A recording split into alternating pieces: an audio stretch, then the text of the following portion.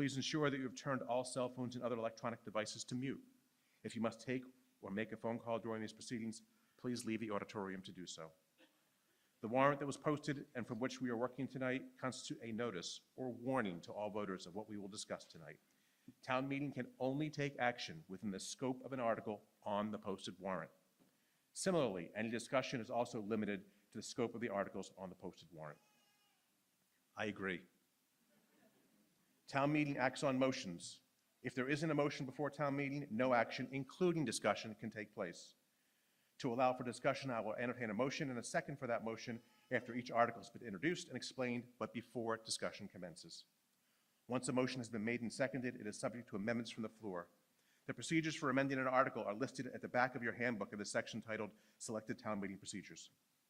If you have a question or comment during discussion of an article, make your way to one of the two microphones in the front and wait to be recognized. After being recognized, please state your name and address and direct all your remarks to the moderator. Please keep your comments brief and ensure they relate directly to the article being discussed. If you are unable to get to one of the microphones, please raise your hand and I will have a microphone brought to you when it's your turn to speak. To ensure that we can hear from the greatest number of people, each speaker will be limited to one 3-minute turn of the microphone during discussion of each article. Frequency limits will not apply to discussion of the annual budget, but the time limit will. If you are responding to a question, please do so through the moderator. There should be no direct discussion between parties at town meeting. All debate is to be conducted in a respectful and courteous manner. No comments of a personal nature are to be made. Rude behavior, especially shouting, bullying, and personal attacks, will not be tolerated. Anyone unwilling or unable to comply with this rule will be removed. I'd also ask everyone to refrain from applause and similar outbursts during discussions. Adjournment is fine. We have 20 articles in the warrant tonight, which is more than we typically have at annual town meeting. My plan is to complete the warrant tonight, and I'll do my best to keep things moving along, but ultimately, the length of town meeting is up to those of you in the auditorium. Some announcements. May is Mental Health Awareness Month.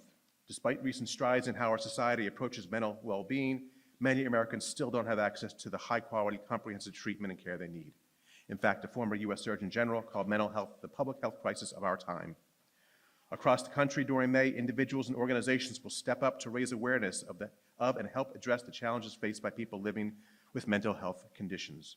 This year's theme is Turn Awareness into Action, with the goal of celebrating the progress we've made and recognizing the importance of mental health and challenge us to turn understanding into meaningful steps towards change. You can learn all about the programs and services that Ashland offers by visiting ashlandmass.com and going to the link for the town's Department of Prevention and Human Services.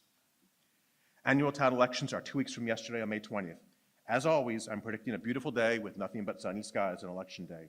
So I'd urge everyone to get out to vote, and when you do, take a neighbor or two with you. Everyone votes here at the high school, and polls are open from 8 a.m. to 7 p.m. In-person early voting will be held Wednesday, May 14th, next Wednesday, from 8 a.m. to 7 p.m. at Town Hall.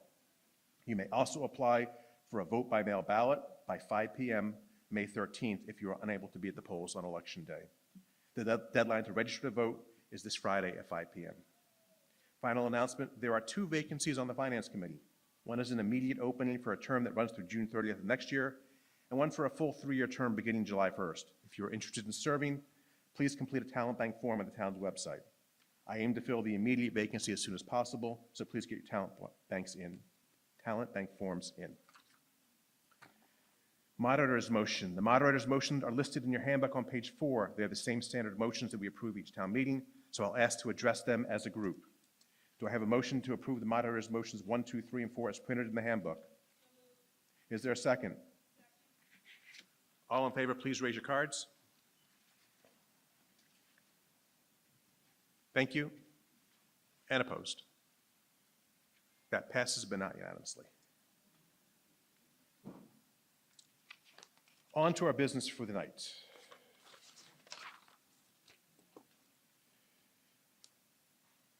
Article 1, Hear Town Reports. We have 3 reports tonight. First is a report from the Comprehensive Plan Committee.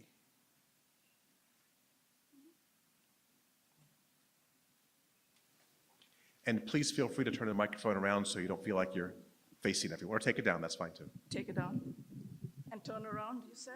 You just pull it up, pull it forward.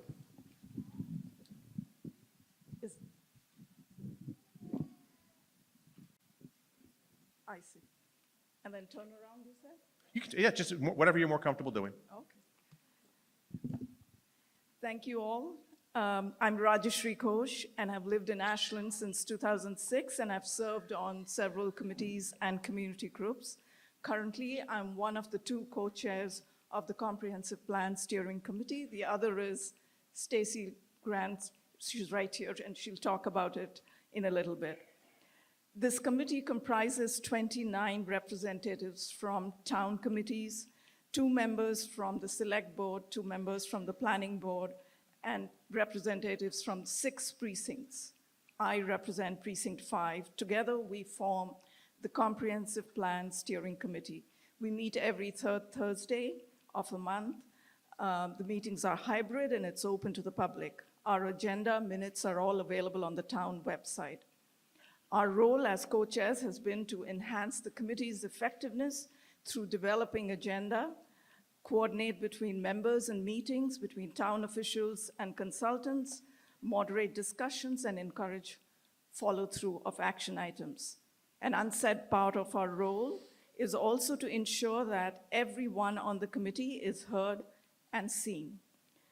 The comprehensive plan was named Envision Ashland by residents of Ashland, and it is a forward-facing plan and will provide a roadmap for the future growth, preservation, and change. Our consultants are our technical professionals. They are our partners in the plan. James Golson provide us with directions for broad and intentional outreach. They designed what's called the POP. We all like acronyms, Public Engagement and Outreach Plan. They developed a website where they regularly update the phases of the plan. The first phase was all about familiarizing with Ashland. Phase 2 of Envision Ashland aimed to determine the community's aspiration for the town's future. They implemented 3 engagement tools through the winter and spring of 2024 to understand the community members' hope, what community members hope Ashland will look and feel like in 10 years. As part of POP, community members were trained in tools such as Meeting in a Box to generate community conversation and a web-based crowd map platform to collect place-based suggestions. Members of the committee reached out to residents for their inputs. We showed up in every town event, athletic fields, coffee shops, Dragonfly Festival, farmers market, committees, boards. We even entered homes of people. We were everywhere. And we were glad about that because we surpassed our engagement goals. As a deliverable, aggregated community engagement summary was developed and shared with the residents. Last summer, JMG facilitated a workshop with the steering committee to draft the vision, core themes, and goals. Throughout the workshop, community members, along with committee members, had the opportunity to receive and give feedback. These sessions were critical and allowed us to reflect on Ashland's collective priorities regarding demographics, economic conditions, open spaces, municipal facilities, land zoning, and so on. Once the vision, core themes, and goals were drafted, surveys were sent out to the public for additional output. In December 24, technical working sessions brought together residents with technical expertise, along with town officials, department managers, and local board and committee members to determine a list of preliminary strategies. The strategies are tactical actions that we would look to do to meet our larger goals. Thank you, Rajashri. As she mentioned, I'm Stacy Grant Lewis. I'm also the co-chair of the steering committee. She spoke about what we've done so far, and I'm here to just chat about what we're doing currently and in the future. So I've been here since 2018, the end of 2018. I'm also the chair of the Ashland Cultural Council. And as you've just heard, we've come a long way in understanding what matters most to you guys, to our residents. Right now, we're in the crucial phase of refining the strategies that will guide Ashland's growth over the next decade. This means taking all the feedback we've received from students to seniors, longtime residents to newcomers, and ensuring that the plan reflects a balance of priorities. So sustainability, infrastructure, economic opportunity, housing, and preserving what makes Ashland unique, including our history and our culture. To do this, we have used JMG's consultant, Jen Goldson, and her team. We've employed a subcommittee who's done the hard work of parsing through pages of strategies to make recommendations that made the process smoother. And we've really lent on each other, of our 29 committee members who are entirely volunteer-based, but quite experts in their fields, including Roberta Schulman, Chuck Litz, Kyra Hume. There are a lot of people who are very devoted to this town, so it's empowering to see that. So over the next few weeks, we'll continue narrowing down the shortlist that is based on the input of residents, town departments, and technical experts. Our goal is to make this plan not only visionary, but actionable, something that leads to real improvements in the lives of our residents. We welcome everyone to stay engaged as we finalize the strategies and begin moving into implementation planning later this year. After the strategies are finalized, we'll begin to draft the actual plan. This will be done based on your inputs and the expertise of the committee members and the consultant. The goal is to have this plan finished by this fall and bring it all back to you at town meeting this November. We know that at times this process has felt tedious, filling out long surveys, attending workshops, letting us into your houses, reviewing material, but every bit of input has helped shape a future that truly reflects who we are and what we value as a town. The vision we're finalizing now is one rooted in equity, opportunity, and belonging, a roadmap for an Ashland where residents of all ages and backgrounds can thrive through every stage of life. As we near the finish line, we're deeply grateful to everyone who's contributed, especially our volunteer committee members, and we warmly welcome all residents to join us at our meetings, which, as Rajeshri mentioned, happen on the third Thursdays each month. Your voice continues to matter. Thank you so much for your time.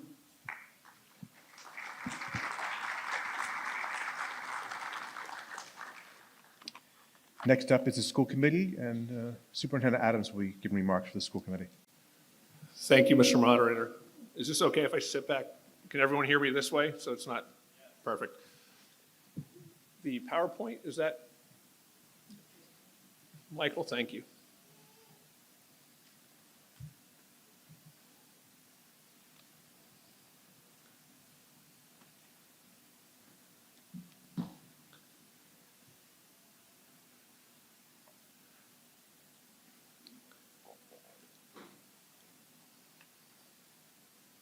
Thank you. We can skip right to the third slide. I'll make this quick as I recognize 20 warrant articles is a lot to get through in an evening, but I think I apologize for the way this is looking here. But that's fine. I think it's important with the opportunity just to talk a little bit about the Ashland Public Schools and where we are and what we've been doing in the past year and a half. I think it's time we finally feel like we're out of the COVID era, if you will, and moving forward with our strategic objectives, where we're focused each and every day on doing what is best for all kids within our district. And as you can see up there, and I will not read them to you, but we are focused on 4 major areas as we continue to move our district forward academically, as we continue to look forward for opportunities for equity of opportunity for all of our students in the district, and being very thoughtful and cognizant of the resources that we have and the resources that we need as we continue to grow as a community. Next slide, Michael, please. So I want to just highlight a few things, and again, I'm not going to read them all to you, and it's hard to see. I can certainly tell. As you can see, people call this the new high school still. It's 20 years old for those who are new to the community, and we are certainly having issues with some of our technology, and I apologize for that. But this being said, we are a district now of about 2,900 students, pre-K through 12. We have numerous special education in-house programs we've created. This is my 16th year here in Ashland, 11th as the superintendent, and I can say I'm really proud of how we've built programming in our district to accommodate all of our students and to do the best we can. Sometimes It's challenging for us to educate all of our students, but we are a public school system, and that is our mandate, and that's what we will continue to do. We are approximately 21% of our students are on IEPs. 7% of our students are identified as English language learners. That's a significant number. It's over 200 students. To give you a frame of reference, when I started 16 years ago, we had less than 30 students who were identified as English language learners. Of this population of 2,900 students, I always think it's interesting, we have about 28% of those students who live in condominiums or apartment complexes. It's a pretty significant number.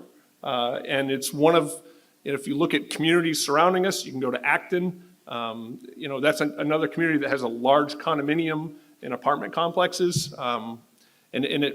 We have a lot of students that come from those living arrangements. 40 languages are spoken within our district of our students. 40 different languages. I think when we look at our academic excellence, we tend to always look at the high school, and rightfully so. It's what many communities would call the flagship of a community, and we've been fortunate within this district to have an outstanding high school. But it starts with the pre-K and the elementary schools and the middle schools, or middle school, in getting our students prepared to be at the high school. The highlighted in bold up there, I wanted to mention this, we gave 450 advanced placement exams. So those are college level classes that our students are engaged in. 450 exams in 28 subject areas with 91% passing of a score of 3 or higher, which means they get credit when they go on to college for those classes. That ranks 20th out of 290 high schools in the Commonwealth. Pretty impressive. And, the high school was honored as an AP School of Distinction. We continue to work, on our mental health and our social emotional learning. I think it's evident that we need to continue that effort. Music programming, we don't talk enough about our arts programs and our music programs, but you can see up here how well our students perform out in the Commonwealth. I think it's important that it's middle and high school, right? So we're starting next year to have more opportunities at the Mendez School, grades 3 through 5, which is important for our music programming. And then athletics. We tend to, in most high schools around the country, think about our athletic programs at the high school level as being the be-all, the end-all of a high school career. I tend not to think that way, but we do have outstanding opportunities for our students to participate in athletics, and they perform quite well. So I'm going to conclude by, last slide, Michael. We have it's hard to read, and I apologize again, but what I want to emphasize is this. Over 200 colleges and universities in the past year have accepted our students. This year, we are sending students to Harvard, Dartmouth, Cornell, Johns Hopkins, UMass, Holy Cross, a variety of schools across Cal Berkeley, across the country. Syracuse, we got them all. St. Michael's, we got a couple St. Mike's grads up here. So, but what I'm trying to get at is our students are prepared when they leave here. And that is a credit to this community for supporting our schools and our educators, pre-K through 12, preparing them to be successful. Thank you, Mr. Moderator. I hope it wasn't over 3 minutes. Thank you, Mr. Adams. I feel like even these glasses didn't help. Our final report is from Town Manager Michael Herbert. Mr. Town Manager. The budget one? No, the regular one. Are you going to pass on that one? Okay. The quickest town report you'll ever hear. And because it's baseball season, we're going to start the evening off with a curveball. After some discussion about Article 2, we came to the conclusion that it doesn't make a whole lot of sense to transfer funds from a general stabilization fund into the general budget, the general fund, to support a budget that hasn't been approved yet. So I'm going to ask for a motion to put Article 2 on the table. The intent will be to bring it back right after we approve the budget. Is there a second? Any discussion? Hearing none. All those in favor of tabling Article 2, please raise your green cards. Thank you. And opposed? That passes unanimously.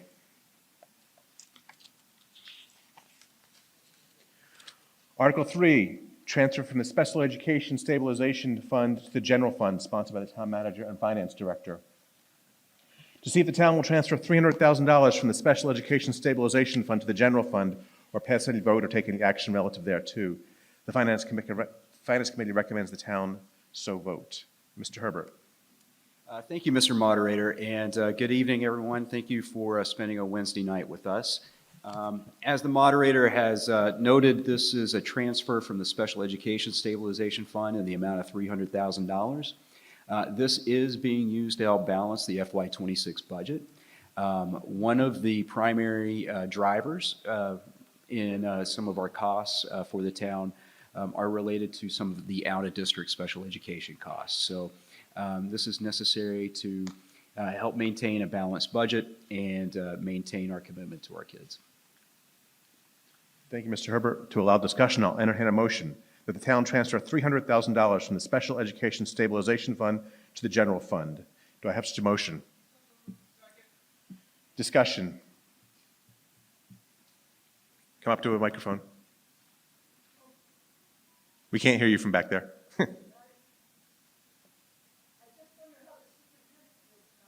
Well, come up to the microphone, tell us who you are, and then you can ask me to ask him.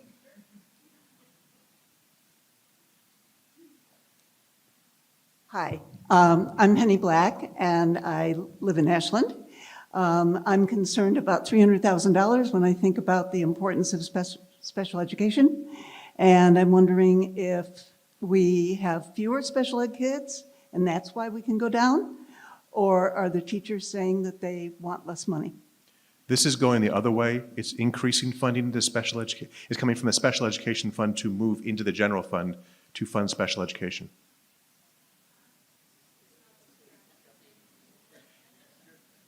I didn't understand. Could you explain it one more time?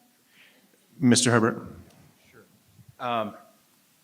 It's actually a good question. Thank So you. what we do each year in the fall, when we get what's known as our free cash appropriation, is we take some of that money and put it in this Special Education Stabilization Fund. So when we do incur some larger out-of-district special education costs, we've got savings built up that we can use to help educate them. Thank you very much. You're welcome. Anything further? Because this involves removing money from a stabilization fund, this will require a 2/3 vote. We'll start with cards. All those in favor of the motion on Article 3, please raise your cards. Thank you. And opposed? That passes unanimously.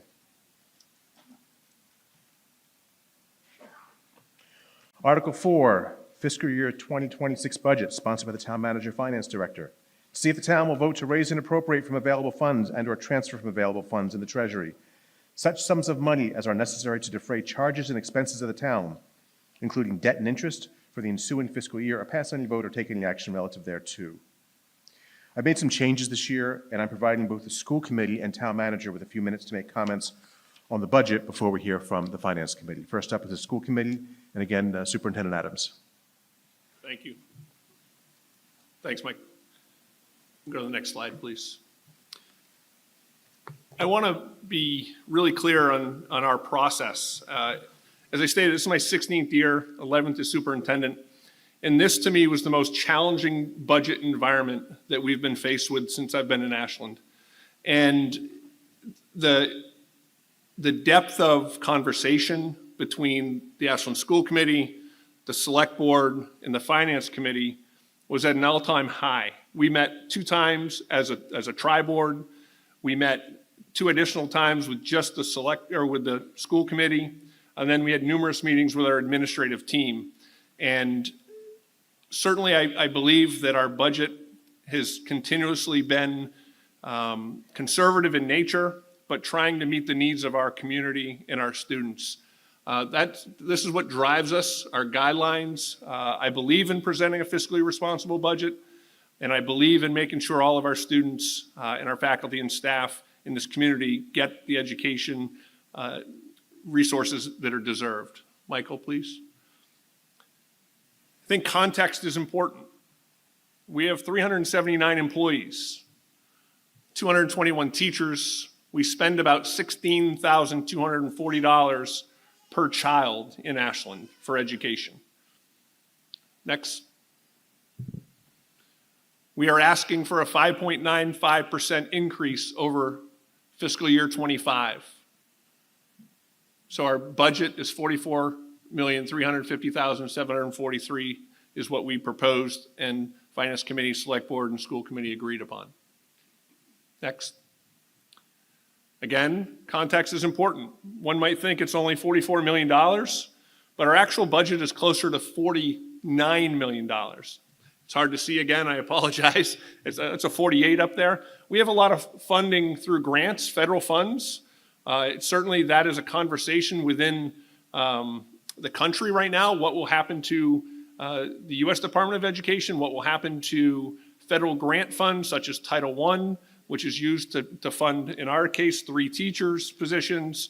So an additional $4 million over time using revolving accounts, which we'll get to, as well as grants, entitlement funds. Michael, please, thank you. This is really difficult to read, but I wanted to share, and this is all online, everything's posted, you can see this for yourself, but what I highlight a few things in yellow and orange down below. I think it's important to understand that we have 5 unions that we negotiate contracts, cost of living wages, steps and lanes based on experience, and then we anticipate certain retirements throughout the year. It's not like you can always replace folks who are at the top end of their salary scale with someone coming right out of college, because I'll tell you, hiring a physics teacher is really difficult. And we don't have a lot of physics teachers coming directly out of college with bachelor's degrees. They've got masters or doctorates, and that's just the way the budgeting works. But in orange, you'll notice we have approximate savings of $489,000 in staffing this year. That's a result of 13 less staff we'll have next year because of retirements, because of non-replacement of positions, and because of cuts that we've made.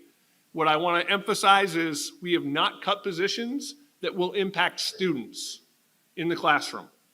They could be administrative positions, which we have reduced as well, and or positions that we've had previously that we no longer need because of the need of the students. And the last thing is transportation.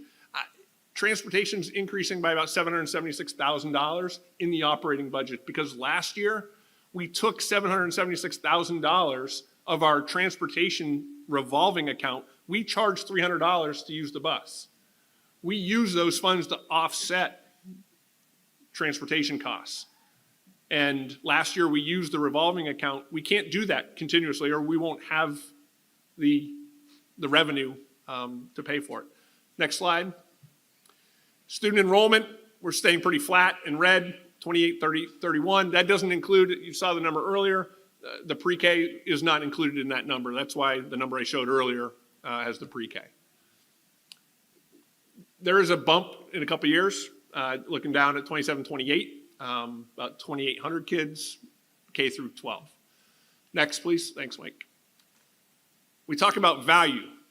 This is what we spend, $16,240 per child. This is where we land when we're looking at across the state, our Metro West area, and like districts, if you will, that the state says are similar demographics to us.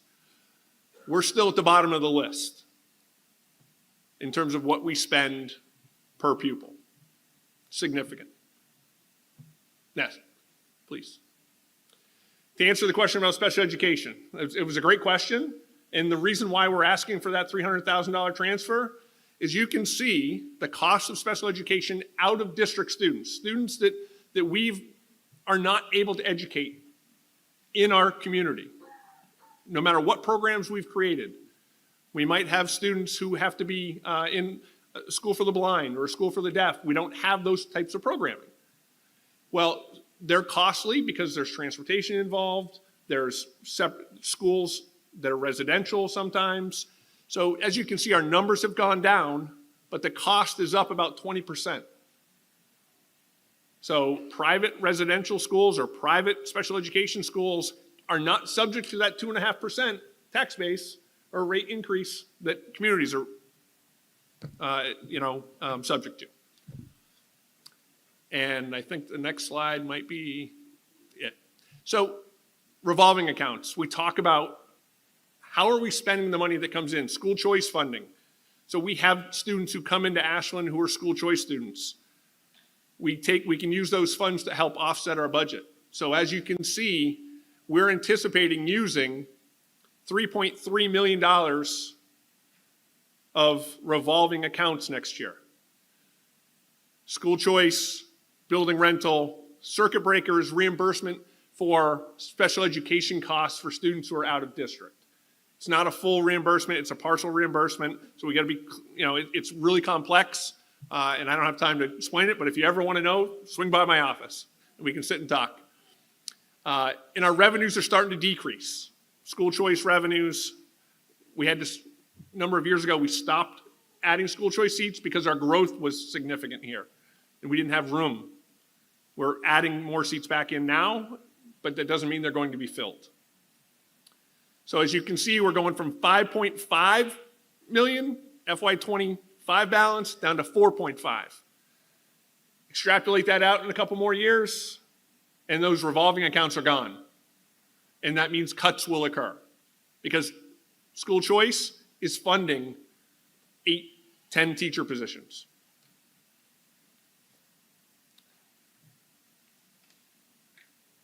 And listen, I'm never a doom and gloom type of person. I'm actually a pretty positive individual. But as we continue to look forward to the future, and that's part of my job, is to where do we land in the future and what are we going to invest in? Everything in orange happens to be a capital issue for our community. Whether they're boilers, keeping the Pitaway warm, building from 1927, sometimes things break. Roofs, modular replacements, if you remember, 10 years ago, actually it was 11 years ago, we purchased modulars at the Warren School because our growth enrollment, those modulars were meant for 5 years. We're 11 years in now, folks. Chromebook replacement, student management software, you can get an idea, about $12.6 million of additional capital items that, for just the school side of things.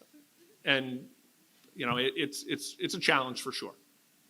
I think that was it, Michael. So, but I want to end by just saying, from a budgetary standpoint, I'm really thankful to be in the community I'm in. And this community has supported the Ashland Public Schools and our budget. Again, for my 11 years as superintendent, everyone has been supportive of what we're doing. And I couldn't be more thankful to this community, to Michael, to the select board, to the finance committee, and the school committee for continuing to advocate for our youth and building the programs that we have and need. So thank you. Thank you, Mr. Adams. Mr. Herbert. Thank you, Mr. Moderator.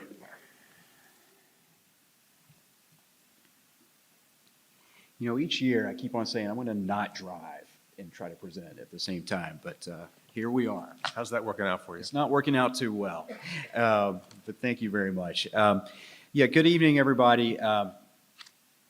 Michael Herbert, Town Manager, and I'm here also to talk about the FY26 budget.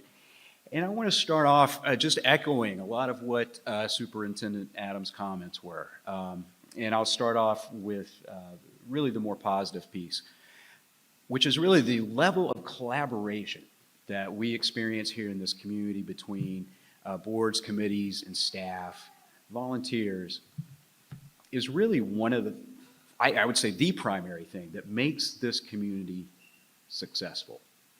The things that you see happening in town now are built upon a spirit of collaboration, a spirit of creativity, a spirit of can-do.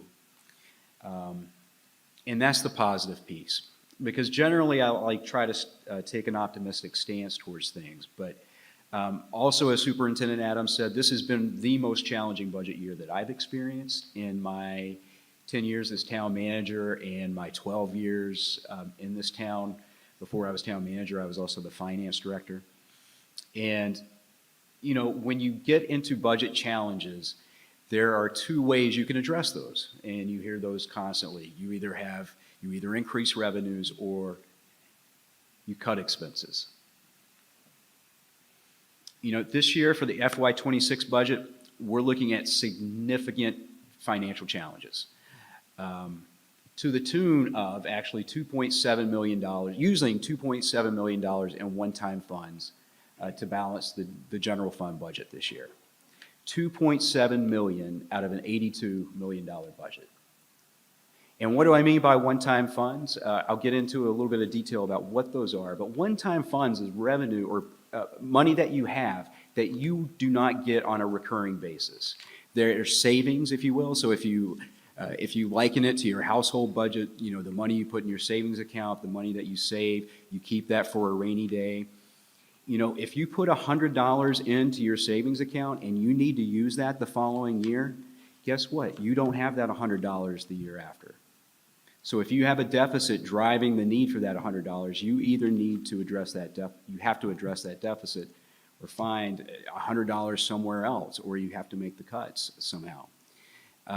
And what we've done here in Ashland, again, using collaboration and creativity, we've been able to find a way to make things work. But quite frankly, folks, I'm out of silver bullets. We've done things like move to the GIC, which has saved us over $8 million since the time that we moved. We have consolidated positions. We have consolidated, like our IT department, we actually share that with the school department as well. We're one of the few communities in Massachusetts that do that. Most communities, the schools and the municipality side have their own IT departments. And we're very fortunate that we have an excellent IT director and staff here who makes it work, because that's what we have to do. But again, folks, the silver bullets are all gone. Like I said, this approach is unsustainable. And if we do not see revenue increases in FY27, we will look at drastic service reductions and potential bond rating downgrades, which in turn increases our borrowing costs, which are things that borrowing costs are things that you have to pay for through your taxes. So the more it costs us to borrow, the more your tax money goes towards debt service and not for services. So that's a very, very important point. But before I move on to the next slide, and really I'm just going to concentrate on two things. Number one, this one-time revenue that we're using, and just kind of paint a picture for you of what that looks like after a few years. Oh, thank you. The slide is not up. Fortunately, it's just me talking, so we're in good shape.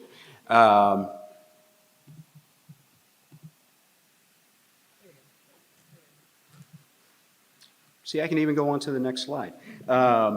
But yeah, I'm going to focus on the one-time revenues, and then I'm also going to start focusing on the things that we're not able to do to provide the services that we need to do. These are not extras. These are base level service expectations that we can't meet due to budgetary considerations. And before I move on, I'm going to ask you one question. I'm going to ask you just put yourself in the position when you make a call to DPW or, you know, the fire department, or you try to go pay a bill at town hall and not being able to get the service or the response that you need, not necessarily that you expect, but that you need. I want you to put yourself in that position and think about that. And I'm not trying to do fear-mongering or anything. That is the reality that we are facing, folks. That is the reality that we are facing. One-time funds, this is a little hard to read too because of my great shadowing technique.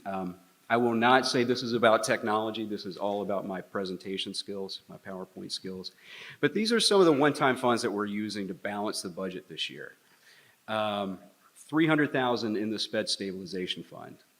$150,000 in overlay surplus, and we're actually very, very grateful to the Board of Assessors for releasing that and allowing us to use it to balance the budget. But then we're also using $2.2 million of our stabilization fund. That's our rainy day fund, folks. $2.2 million. We have a balance of about $8 million there. So let's play that out.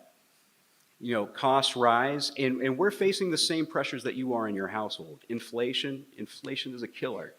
Like I said, just like you're facing with your household budgets. But if we continue down this road and we continue to drain the stabilization fund, we're going to be out of money in the stabilization fund in 3 years, and we will have nothing in case of like severe emergencies. And let's not forget, there's things happening at the federal level, trickling down to the state level, which will eventually trickle down to the local level that will impact our budgets. So that's what we're using in terms of like big one-time revenue sources. But as the superintendent also mentioned, we're utilizing revolving funds as well. And revolving funds are specialized funds for certain activities, but we're drawing from some of those to help balance the budget in those departments as well. Again, it's completely unsustainable.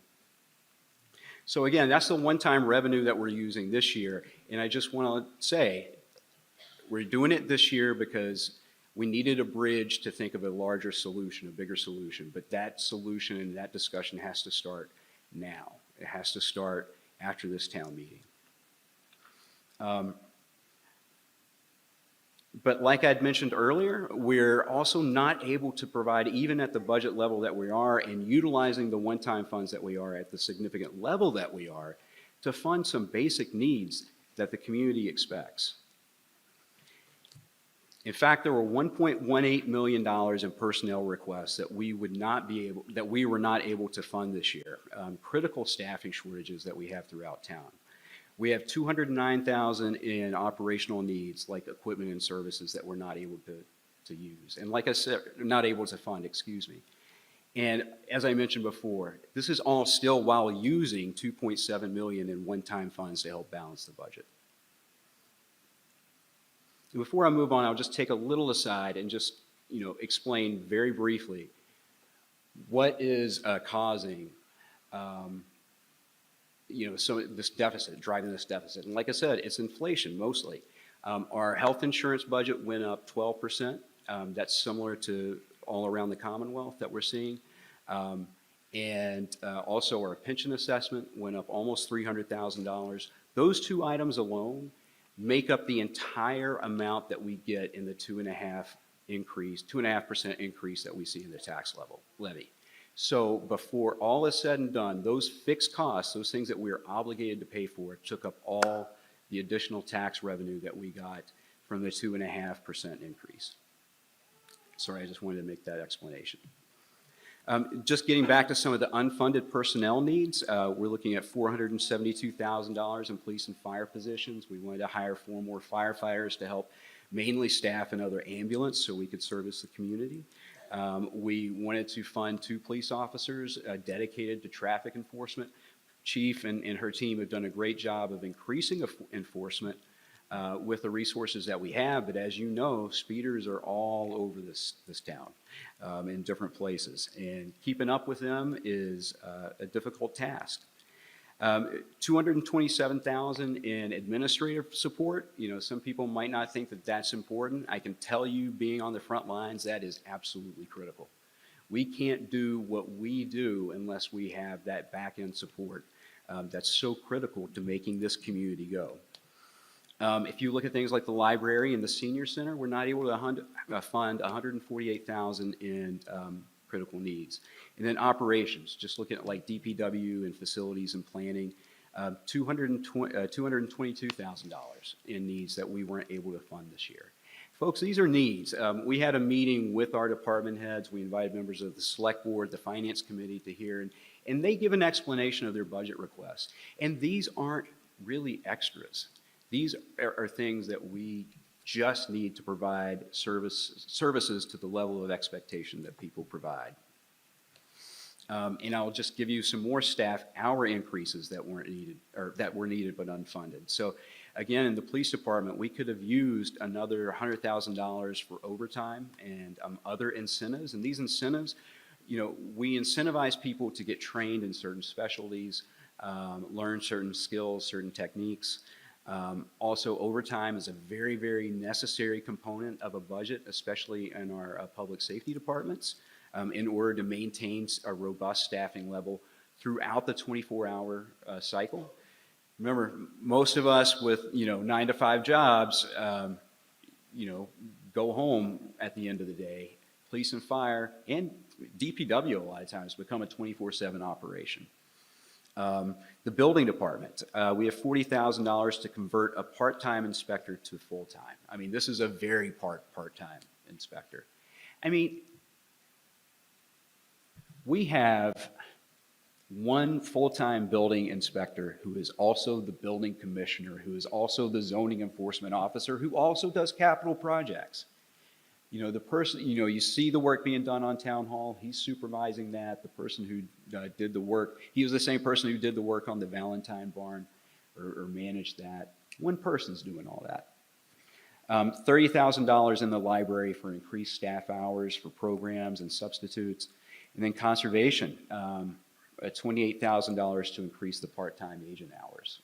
We just have a full-time, different than like the school department where you have multiple teachers, maybe multiple positions in different grades and different departments. A lot of times we only have one in each department, maybe two. That person is the department head, the assistant department head, and the clerical staff all in one. So we don't necessarily have a lot of room to cut. But anyway, obviously when we get to the budget detail, we will be able to answer any questions that you might have regarding some of those numbers. But again, I just want to send a very serious message and a very somber message to town meeting about our financial condition. And I think we've done a remarkable job with what we have. We have a AAA bond rating. We're able to do some of the things that the community wants. But if you want to continue to see sidewalks being built, you want to continue to see parks, trails, you know, property being purchased to protect open space, we need to start having that conversation now in order to be able to continue it. Thank you. Thank you, Mr. Herbert. As is our custom, we will now hear from the Finance Committee. Mr. Warnetsky. Good evening, Ashland. My name is Jonathan Moore. Mr. Moore, sorry. You're all good. Thank you, Mr. Moderator. I'm the Vice Chairman for the Town of Ashland Finance Committee. For those of you who don't know, the Finance Committee is the authorizing body for expenditures from the Reserve Fund, funds set aside within the budget for extraordinary or unforeseen expenses, including deficits in snow and ice operations. The Finance Committee reviews all articles within the town warrant and referendums, deliberates and provides recommendations for each. We also hold annual meetings with department heads to examine operating budgets and evaluate requests. 4 years ago, in the wake of the COVID-19 pandemic, the town of Ashland took proactive and prudent steps to stabilize its finances. We drew from the stabilization fund, our rainy day reserve, in anticipation of revenue shortfalls. Thanks to strong fiscal management of Michael Herbert and his team, those funds were fully replaced in a record time. Those actions, combined with the years since of disciplined budgeting, helped affirm Ashland's AAA credit rating by Standard & Poor's. This is a distinction held by only a select number of municipalities across the Commonwealth. This rating is more than a number. It's a reflection of the town's reputation as a strong fiduciary steward and a leader in responsible municipal finance. However, we are now entering a new and more difficult phase. The challenges we face today are structural. They are not temporary. While one-time funds and stabilization reserves have helped us manage recent deficits, continued reliance on these sources is unsustainable. The stabilization fund cannot serve as a long-term solution to growing annual budget gaps. Without action, Ashland will face increasingly difficult choices that will affect core services and operations. We are nearing a fiscal tipping point. The time for temporary fixes has passed. Decisions must be made soon to address the imbalance between expenditures and revenues. If we are to maintain the level of services that our residents enjoy and expect, we must seriously consider revenue increases, whether through overrides, new growth strategies, or other long-term financial measures. The Finance Committee remains committed to supporting responsible policies that protect Ashland's financial integrity and long-term prosperity. We want to hear from you. Please go to the town website, look for our meetings. We've set aside time for public comment. Nobody ever comes. You're invited, please. Our goal is to help the town transition from short-term stabilization to sustainable fiscal planning that meets the evolving needs of our community. Thank you, and go Clockers. Thank you, John, and I'll take this as an opportunity to say we have 2 openings on the Finance Committee. You've heard the important work that the committee's doing. If you want to be involved and help make those decisions, there are 2 openings. You might have heard that before. I won't say it again tonight. Town website, talent bank form. Voting on the budget is a 2-step process. First, we will review and vote on the appropriations for each of the various accounts. After action has been taken on the accounts, we will vote on the overall budget motion. I will start by reading the names of a series of accounts. If you have a question or comment on a particular item, yell out, "Hold." In this case, it's okay to yell. After voting on all unchallenged line items, we'll go back and discuss any that were held.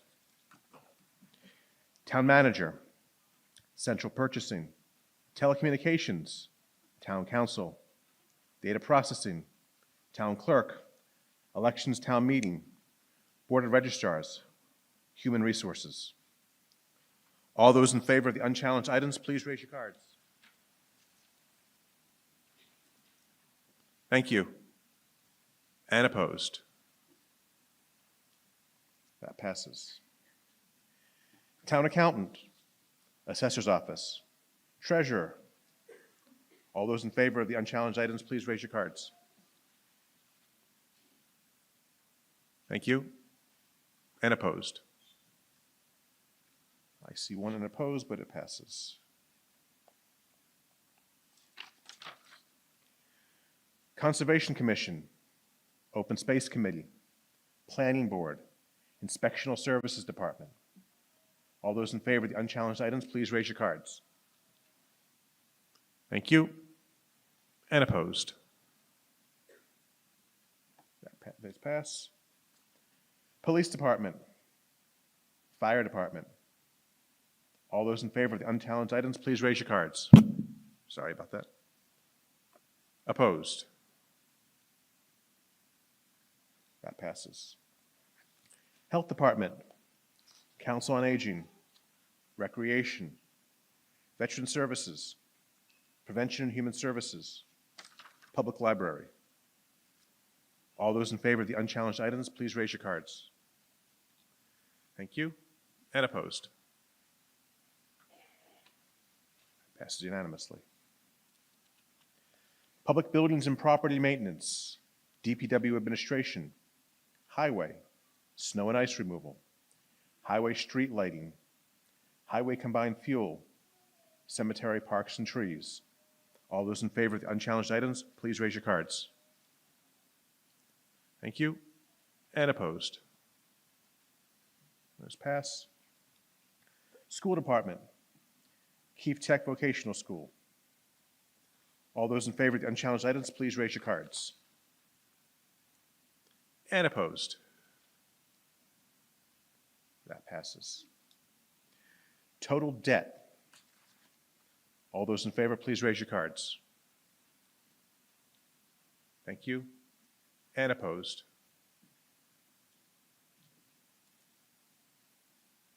Employee retirement, workers' compensation, unemployment compensation, group health insurance, other insurance, salary contingency, reserve fund. All those in favor of the unchallenged items, please raise your cards. Thank you. And opposed? Now we'll move to the enterprise funds. Water enterprise, sewer enterprise, trash collection, field management, cable access, stormwater. All those in favor of the unchallenged items, please raise your cards. Thank you. And opposed? It passes, but not unanimously. We've approved the individual line items in the budget. Now we need to approve the overall funding mechanism. For that, I'll entertain a motion for the general fund that the following amounts be transferred from the respective accounts: EMS revolving, $200,000. Dog licenses, $25,000. Recreation revolving, $12,975. And that the balance be raised and appropriated, $79,331,386. For the water enterprise fund, that $3,953,249 be raised through the water rates. For the sewer enterprise fund, that $6,365,469 be raised through the sewer rates. For the rubbish collection enterprise fund, that $1,800,000, I've got a wrong number here. What's the D, what is the correct number? 1867011. I have an extraneous number. $1,867,011 be raised to the solid waste rates. Apologies. For the fields management enterprise fund, $114,933 be raised through fees for field usage. For the cable access enterprise fund, at $390,000 be raised to the cable franchise fees. For the stormwater enterprise fund, at $405,255 be raised through stormwater fees. 406,255. Not my finest hour transcribing this. The 406,255 be raised to the stormwater rates. Again, apologies. For the economic development special revenue fund, the $338,593 be appropriated from availables and meals tax funds. Do I have such a motion? We've already had the discussion, so we'll go right to a vote. This will require a simple majority. All those in favor, please raise your cards. Thank you. And opposed? Passed unanimously, and we have a budget. At this point, I'll entertain a motion to remove Article 2 from the table. Do I have such a motion? Discussion? All those in favor, please raise your cards. Thank you. And opposed? That passed unanimously. Article 2, transfer from the General Stabilization Fund sponsored by the town manager to see if the town will vote to transfer available funds from the General Stabilization Fund to support the FY26 general fund budget, or pass any vote or take any action relative thereto. The Finance Committee recommends the town approve the transfer of $2,256,720 from the General Stabilization Fund to defray charges and expenses of the town, including debt and interest, for the ensuing fiscal year as set forth in the FY26 general fund budget. Mr. Herbert.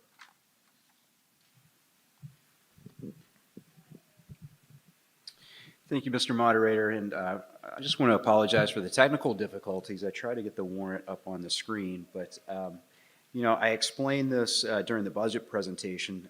We are looking to transfer $2,256,720 from our General Stabilization Fund into to help support the general fund budget. Currently, we have a balance of $7.9 million.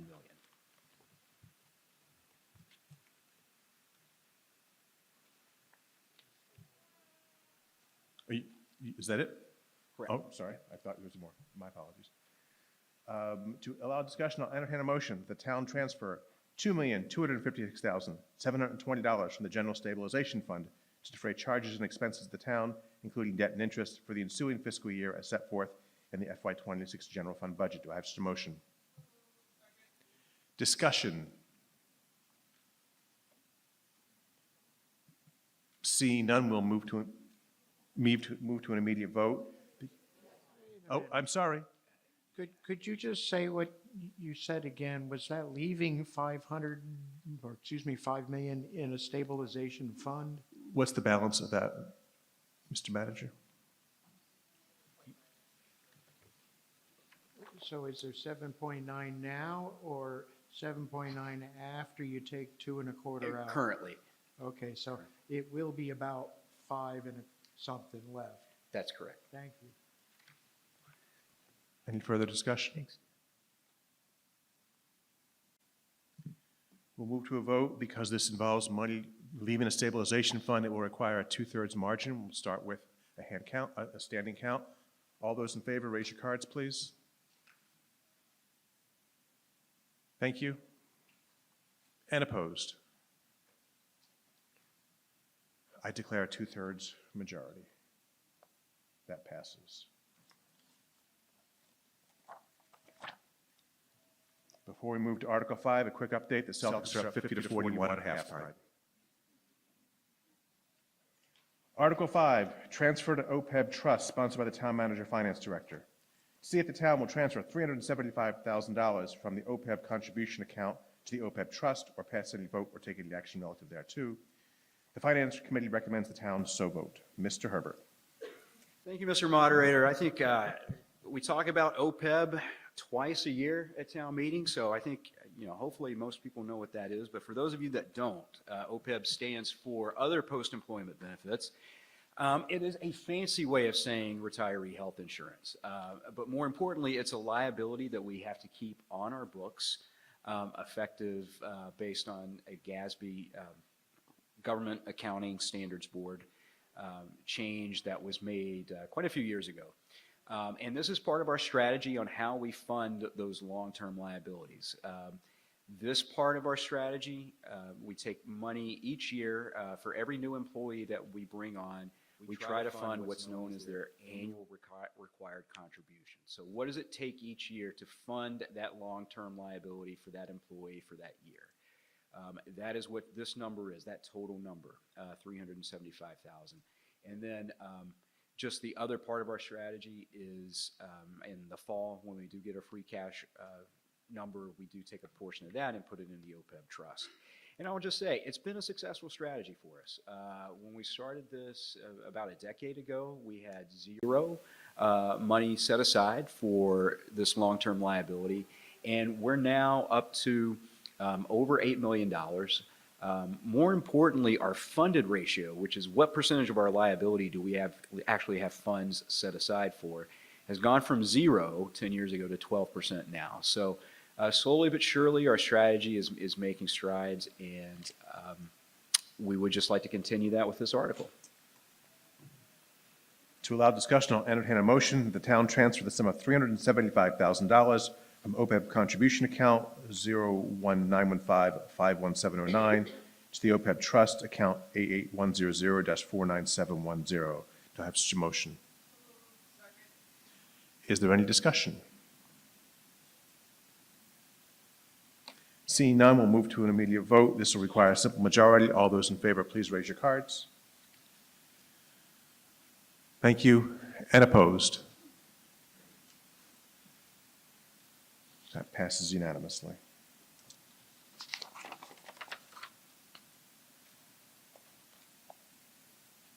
Article 6, annual consent article for general items. To see if the town will vote the following consent articles, which I shall not read in their entirety. 1, grant program authorization. 2, road contracts. 3, contracts in excess of 3 years. 4, lease purchase agreements. 5, revolving funds. 6, grant easements. The school committee recommends the town approve Article 5 as set forth in the warrant and set the maximum amount that may be spent on revolving funds in subsection 5 of Article 5. Given the routine nature of the items contained within consent articles, they are normally voted without discussion. As such, I will ask for a motion and then move directly to a vote. The motion I will ask for, that the town approve Article 6 as set forth in the warrant and set the maximum amount that may be spent on the revolving funds in subsection 5 of Article 6 as follows. And none of these numbers have changed since last year. Senior program revolving, $25,000. Town building rental, $75,000. Town of Holliston animal control revolving, $114,000. Library materials replacement, $5,000. Hazardous waste revolving, $10,000. Sidewalk construction fund, $50,000. Guidance revolving fund, $50,000. Food inspection program, $20,000. Electrical inspections and gas inspection revolving fund, $150,000. Tobacco program revolving, $10,000. Ambulance revolving, $900,000. Recreation revolving, $500,000. Vaccination clinic revolving, $30,000. All those, this will require 2/3 majority due to easements. We'll start with card count. All those in favor, please raise your cards.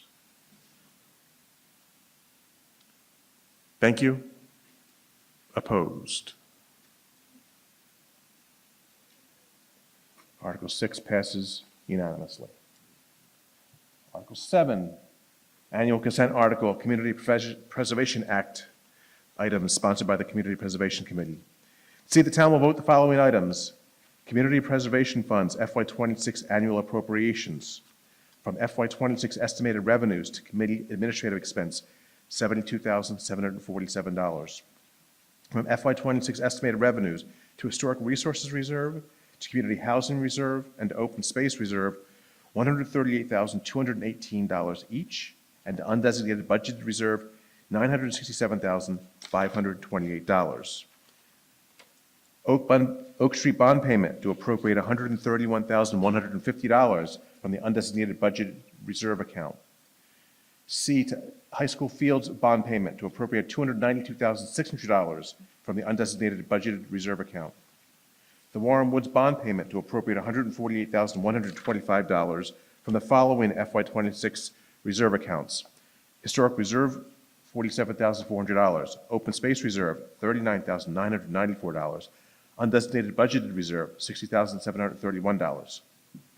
The Valentine Estate to appropriate $45,936 from the following CPA reserve accounts. Open Space Reserve, $6,564. Undesignated Budgeted Reserve, $39,372. Or pass any vote or take any action relative to thereto. The Community Preservation Committee recommends the town so vote. The Finance Committee recommends the town approve the CPC consent article as set forth in Article 7. As with Article 6, due to the routine and recurring nature of this article, I will ask for a motion and then move directly to a vote. I'll entertain a motion that the town approve the CPC consent article as set forth in Article 7. Do I have such a motion? This will require a simple majority. All those in favor, please raise your cards. Thank you. And opposed? That passes, but not unanimously.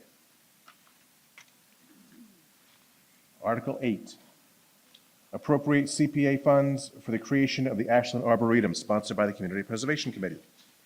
See if the town will vote to appropriate up to $500,000 for the creation of the Ashland Arboretum, and that to meet this appropriation, the sum of $200,000 be transferred from the Open Space and Recreation Fund and $300,000 from the undesignated account from the Community Preservation Fund balance, with unexpended funds as of December 31st, 2028 being returned to their funding source, or pass any vote or take any other action thereon. The Community Preservation Committee recommends the town so vote. The Finance Committee recommends the town so vote.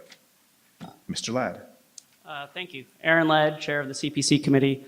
I have a 2-year-old at home, and when I come home sometimes, it doesn't matter what I do. He just wants to say, no, Dada, I don't want to help you. And sometimes I get a warm welcome hug. I felt like hearing from the town manager and our school committee, it was the no, Dada, no, Dada, no, Dada. Hopefully this evening I can be the yes, Dada, I love you, I want to give you a hug. So I have some good news from CPC to present tonight. Article 7 really illustrates that CPC is, we have 2 bonds that will be paying off the next couple of years. Our revenues are exceeding our current spending limits. We're growing our available funds. So hopefully this is the good news of the evening and some of the fun projects we can do. Because of those proposed outlays and inlays, the 3 projects we have for tonight hopefully are some exciting improvements for town. The first one presented here is the Arboretum. So what you're looking at on the blurriest PowerPoint I've ever seen is a locus area of what used to be the Cadillac paint site. So along Elliott Street, heading towards Sherburne, about a quarter mile from the Sherburne line, there's a piece of property there highlighted in green. The town has cleaned up the property. We put in some parking spaces. You can see in the aerial image that a rough cleanup of the area has commenced. I don't know if you can go to the next image or not. That's the image on the left is what it used to look like. I think that's 5 or 6 years ago. The image on the right is somewhere in between 2020, so that's a few years ago. If you went there today, you'd see somewhere between. It's been kind of loosely cleaned up. If you go to the next slide. 2023, again, walking trails been inserted, some basic cleanup of the site. And the next slide. What we're planning to do. Make our first Ashland Arboretum. It's a really exciting project to put in gazebo, seating, tree species. I feel like Ashland is getting more Instagrammable, maybe because I'm a millennial, but either way, the bridge downtown, an arboretum. These are really exciting projects where people can really enjoy town, and I hope for your approval.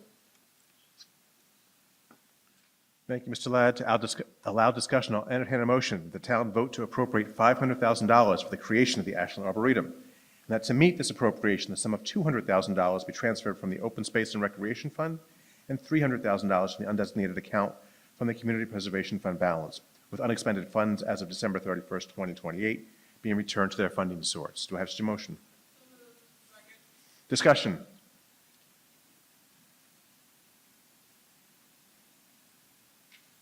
Seeing none, we'll move right to a vote. This will require a simple majority. All those in favor, please raise your cards. Thank you.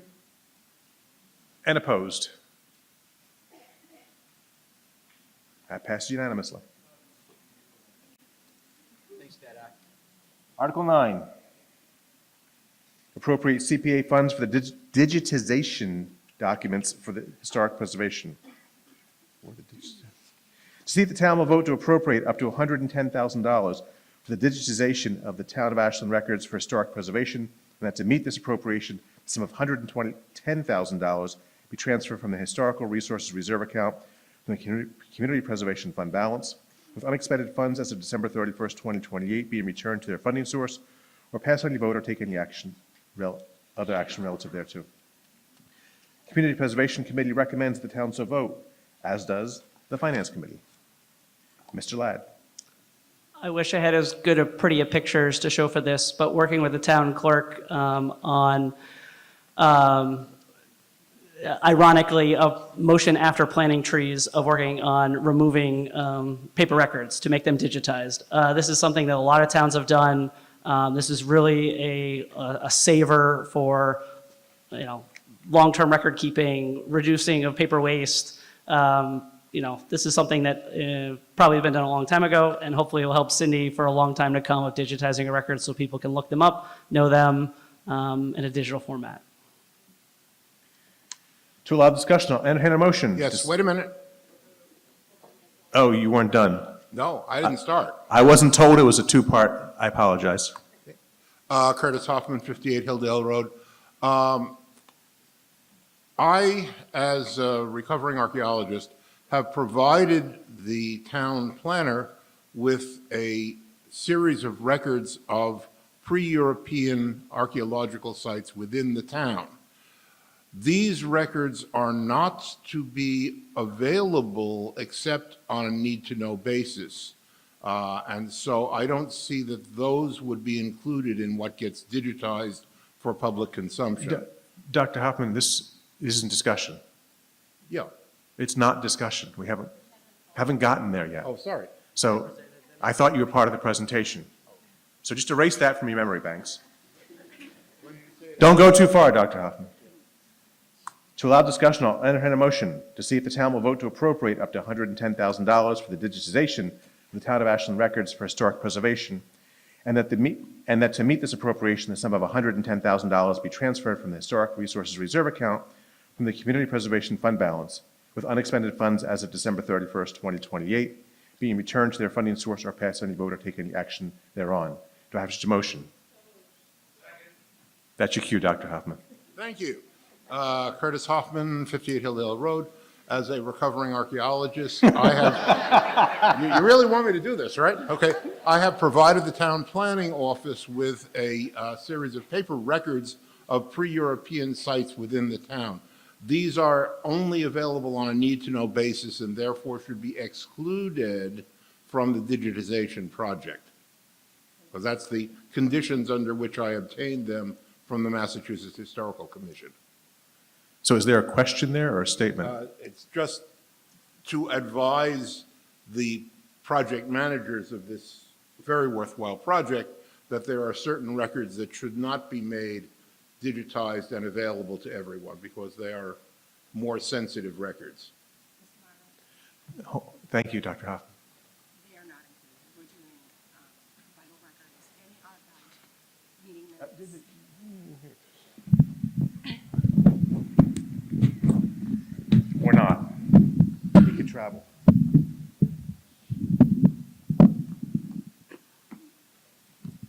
Those would not be included. We're doing archived vital records, meeting minutes, town meeting minutes, stuff like that. Important stuff. No, I'm only kidding. No, I mean like stuff that people would want to look up online. So yours is very important, but it will not be included.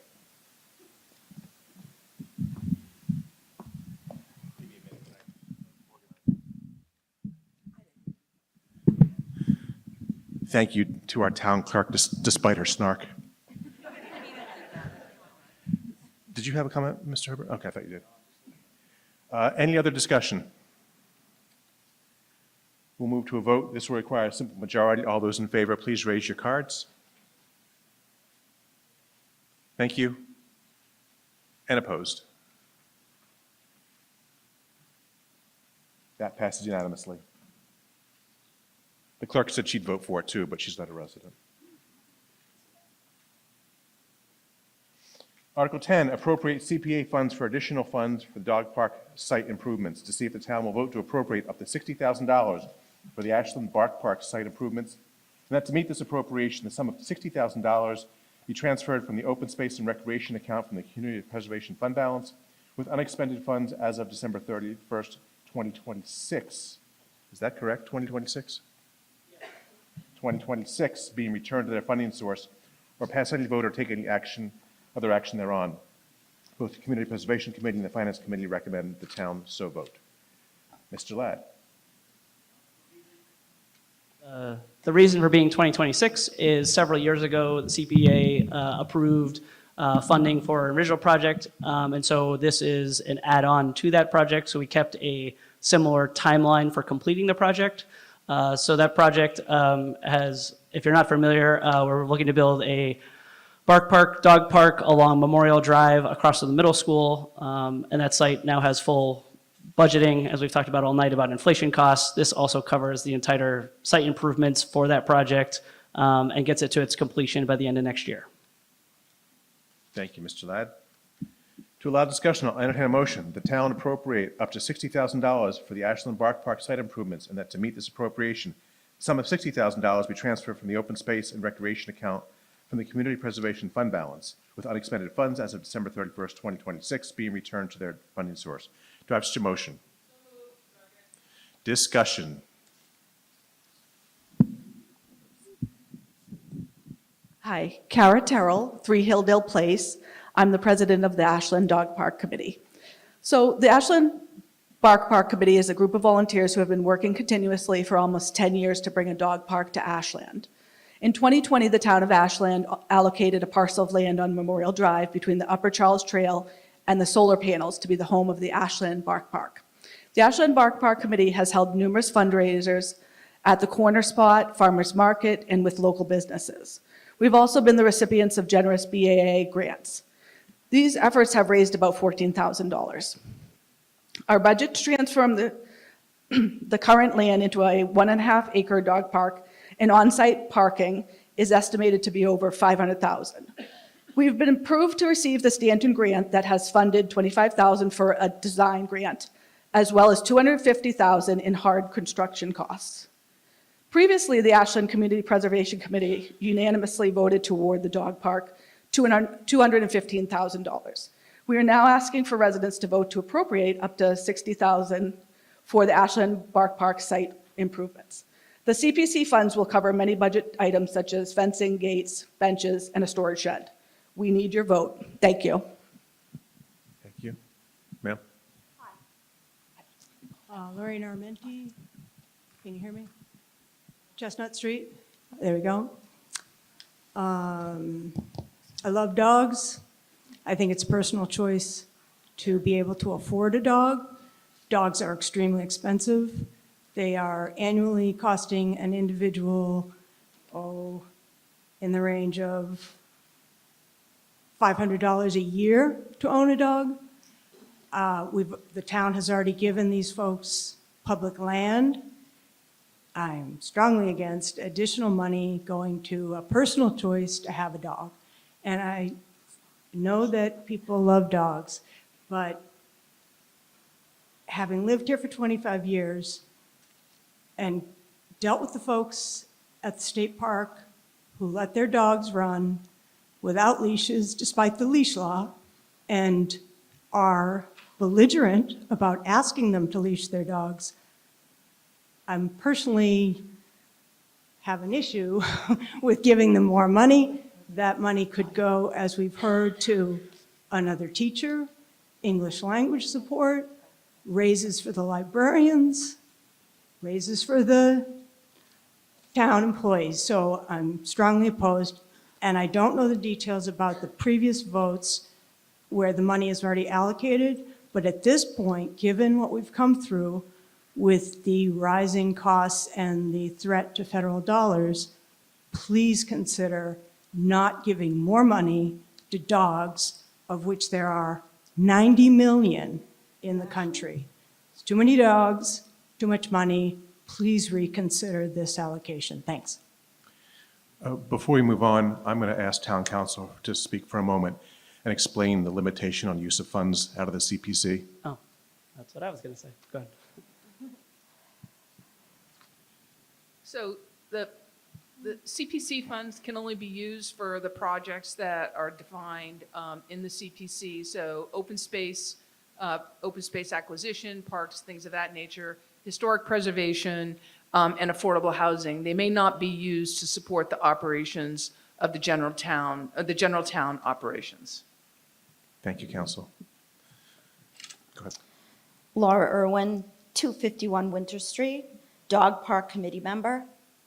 The dog park is in need of an additional $60,000 from the Community Preservation Committee for the storm water mitigation, so we can budget other money to go toward opening the dog park with the amenities the dog park needs. The Ashland Dog Park Committee has been working for at least 9 years to have a dog park in our town. We have funding from the Stanton Grant for $250,000. In addition, we applied to the CPC in November of 2023, and we were generously awarded $215,000. We are now in 2025, and bids are higher due to inflation, and particularly because of the required stormwater mitigation that we need to do on this parcel of land on Memorial Drive to get a permit for construction. This is based on actual bids on estimates. Please vote in favor of an additional $60,000 for the Ashland Bark Park, and let's bring this amenity to Ashland. I also wanted to add that as a committee, we are looking for subcommittee members. Not tonight. Oh. It doesn't relate to the article on the warrant. Okay. Can you put the microphone back in the stand, please? Thank you.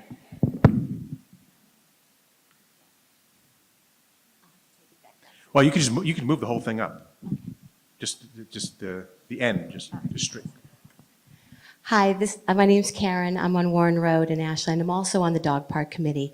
I just want to point out a couple of good reasons why having a dog park in our community be worthwhile. It would really reduce the off-leash activity that we do see in other areas of the town, like the state park, the town forest. It's something that's needed to reduce that area. And also, it can also increase property values. Dog parks have been proven to increase a community, more active-based neighborhood mentality, and, increased property value can bring more revenue into the town. So please vote. Thank you. Thank you. Yes. Can I get someone from AV to just adjust that mic stand, please, so people aren't going on the tiptoes to fix it? Thank you. I see them coming.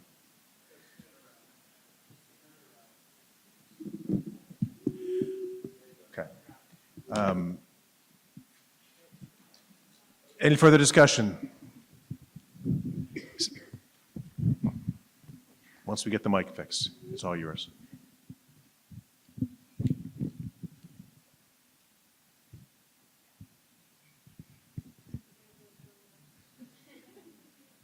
That's why you're wearing the uniform you're wearing. Sir. Hi, this is Ken Ardell, 26 Deer Ridge Road, and it's more of a general question about the dog park and any other initiative is, I hear a lot of money being allocated to different things, but I don't hear what the ongoing maintenance requirements are for these projects. And we heard from the town manager that our costs are increasing and it's going to likely need increases in revenues. So as we talk about these things, I'd like to also add, what's the ongoing costs for maintenance for these projects? So just a point in general. Okay. Mr. Manager.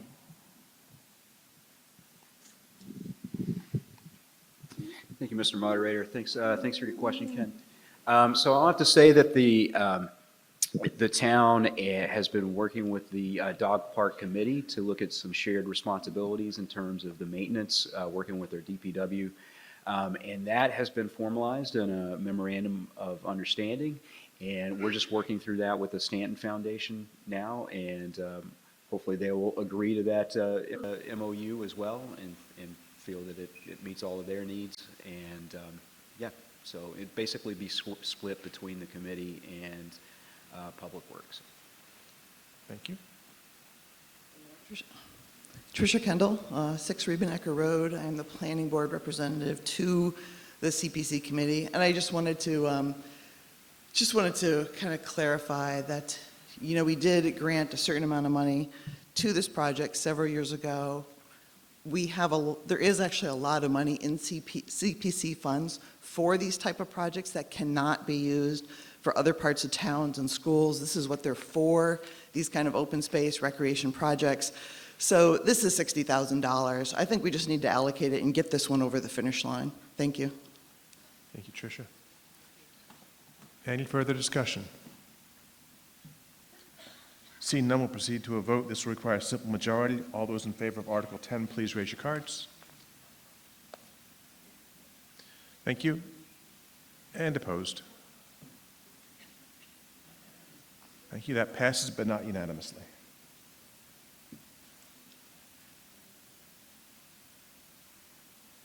Article 11, accept Section 40, Chapter 653 of the Acts of 1989, sponsored by the town manager. See if the town will vote to accept the provisions of Section 40, Chapter 653 of the Acts of 1989 in order to allow the town to tax in the current fiscal year all new construction built between January 1 and June 30th of that year. We're taking action relative thereto. The Finance Committee recommends the town so vote. Ms. Sincata. Currently, the official assessment date is as of January 1st. Chapter 63 is a local option to assess certain new construction and property improvements between January 1st and June 30th of a given fiscal year, rather than the standard January 1st assessment date. It also grants abatements on property losses. If there's a fire or other damage that lowers the property value, the assessor would be able to make an adjustment based on the damage value up to June 30th. And this was just something that our new director of assessor noticed that we hadn't adopted, and he was presented it to us, and we thought it was important to kind of, do some housekeeping, and other cities and towns have adopted it, so we think it's definitely something that we do want to adopt. Thank you very much. To allow discussion, I'll entertain a motion that the town accepts the provisions of Section 40, Chapter 653 of the Acts of 1989 in order to allow the town to tax in the current fiscal year all new construction built between January 1 and June 30th of that year. Do I have such a motion? Discussion. Seeing none, we'll move to an immediate vote. This requires a simple majority. All those in favor of Article 11, please raise your cards. Thank you. And opposed? That passes unanimously.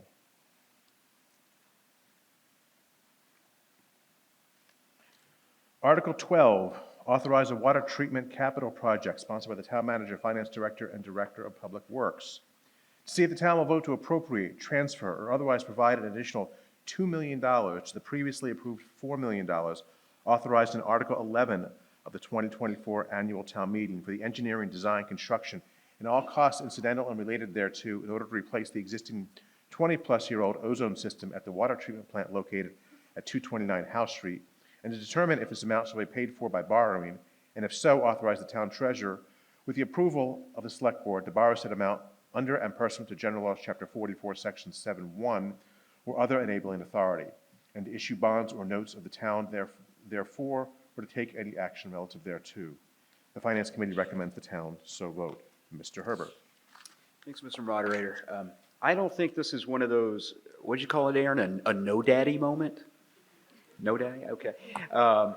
Jim, I think that makes us the no daddy twins. So, but no, this is, it pretty much speaks for itself, but as the article mentions in Article 11 of 2024, we had gone to town meeting, asked for an appropriation of $4 million to replace a critical component in our water treatment system, which is now about 25 years old, and that's the ozone filter. That is something that is important for safety reasons, but then also for more aesthetic type reasons as well. Some of you may experience like a strong odor of chlorine or manganese, you know, a coloration from manganese, which is totally harmless on a biochemical basis, but again, from an aesthetic standpoint, it's not the greatest thing. So when we did receive that appropriation, then we started the process of engineering, or a further stage of engineering, and we got a more detailed estimate. That detailed estimate had increased significantly, based largely in part on cost increases. So this is to make up the delta between what was originally appropriated and what we need to finish the project. Thank you very much. To allow discussion, I'll entertain a motion. The town appropriates $2 million to pay costs of engineering, design, and construction related to the replacement of the existing 20-plus-year-old ozone system at the water treatment plant located at 229 House Street, and for the payment of all other costs incidental and related thereto, which amount shall be expended in addition to the $4 million previously approved by the town for this project under Article 11 of the 2024 Annual Town Meeting, and that to meet this appropriation, the treasurer, with the approval of the select board, is authorized to borrow said amount under and pursuant to General Law, Chapter 44, Section 8, Subsection 4, or any other enabling authority, and to issue bonds or notes of the town therefore. Do I have such a motion? So moved. Discussion.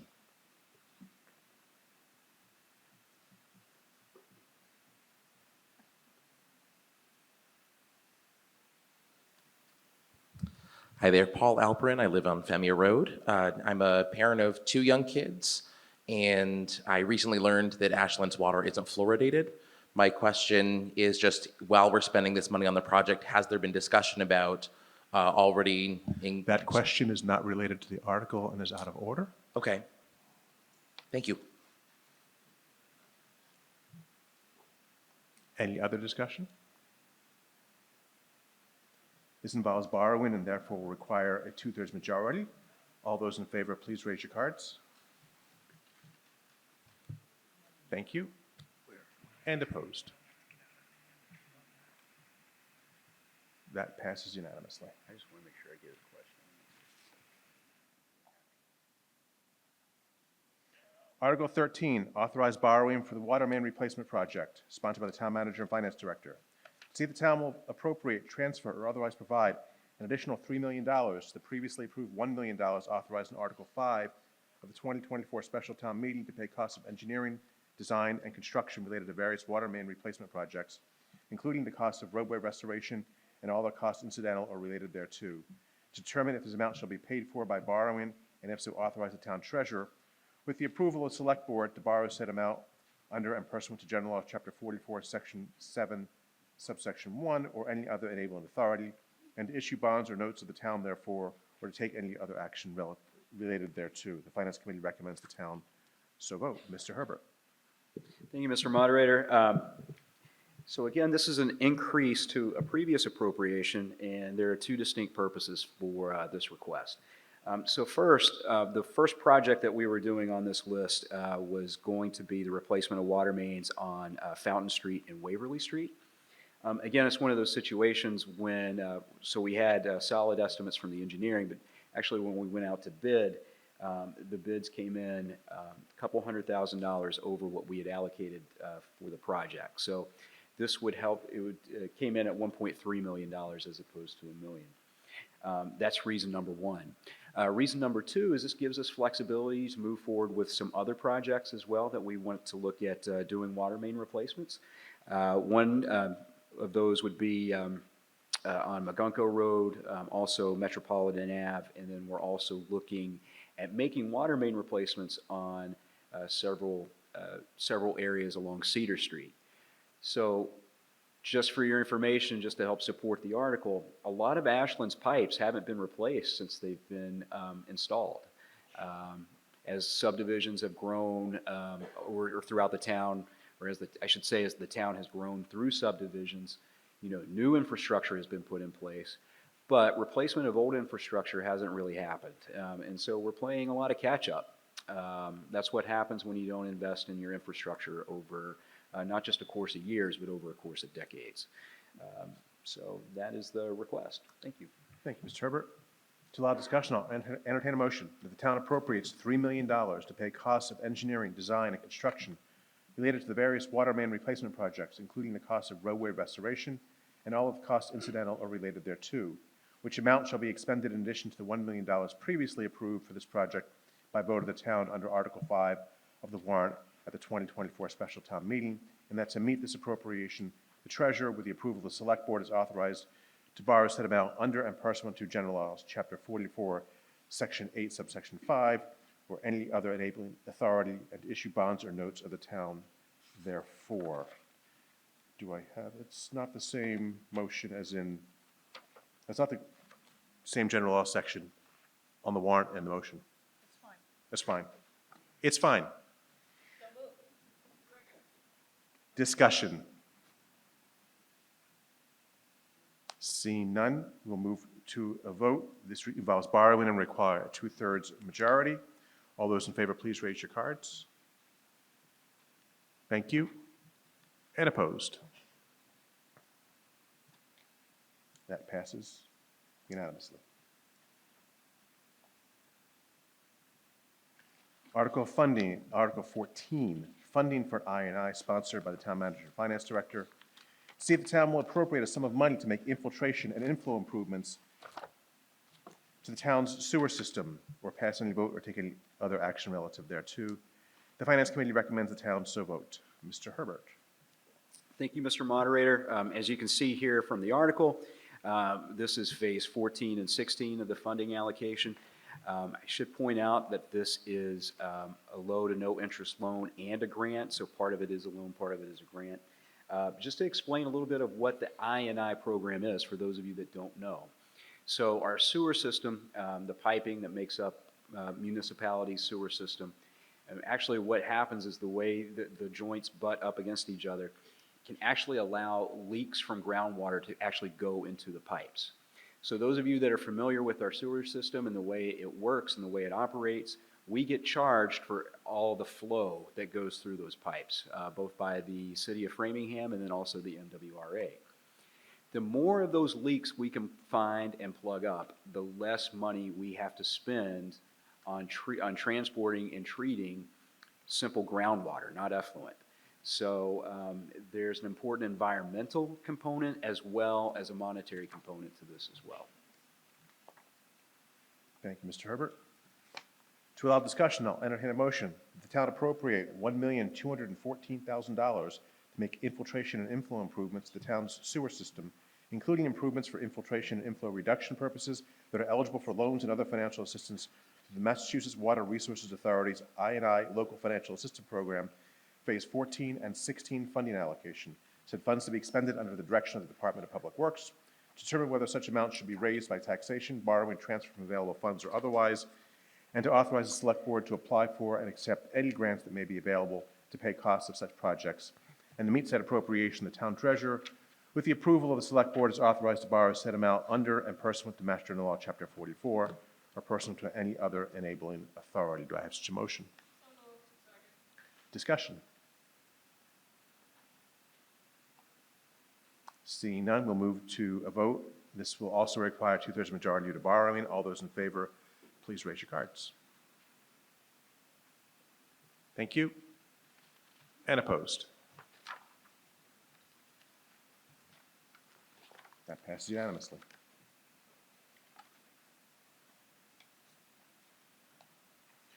Article 15, a bylaw to establish a local historic district, sponsored by the Historical Commission. To see if the town will vote to establish a local historic district to be administered by an historic district commission as provided for under Mass General Law, Chapter 40C, by amending the Town of Ashland bylaws by adding a new Chapter 32 entitled Local Historic District, as is printed in your handbooks, or pass any vote or take any other action relative thereto. The Finance Committee defers its recommendation to town meeting. Mr. Nielsen. Yes, good evening, everyone, and thank you for coming out tonight. My name is Jim Nielsen. I'm the chairman of the Ashland Historical Commission, and I'm here to introduce the article.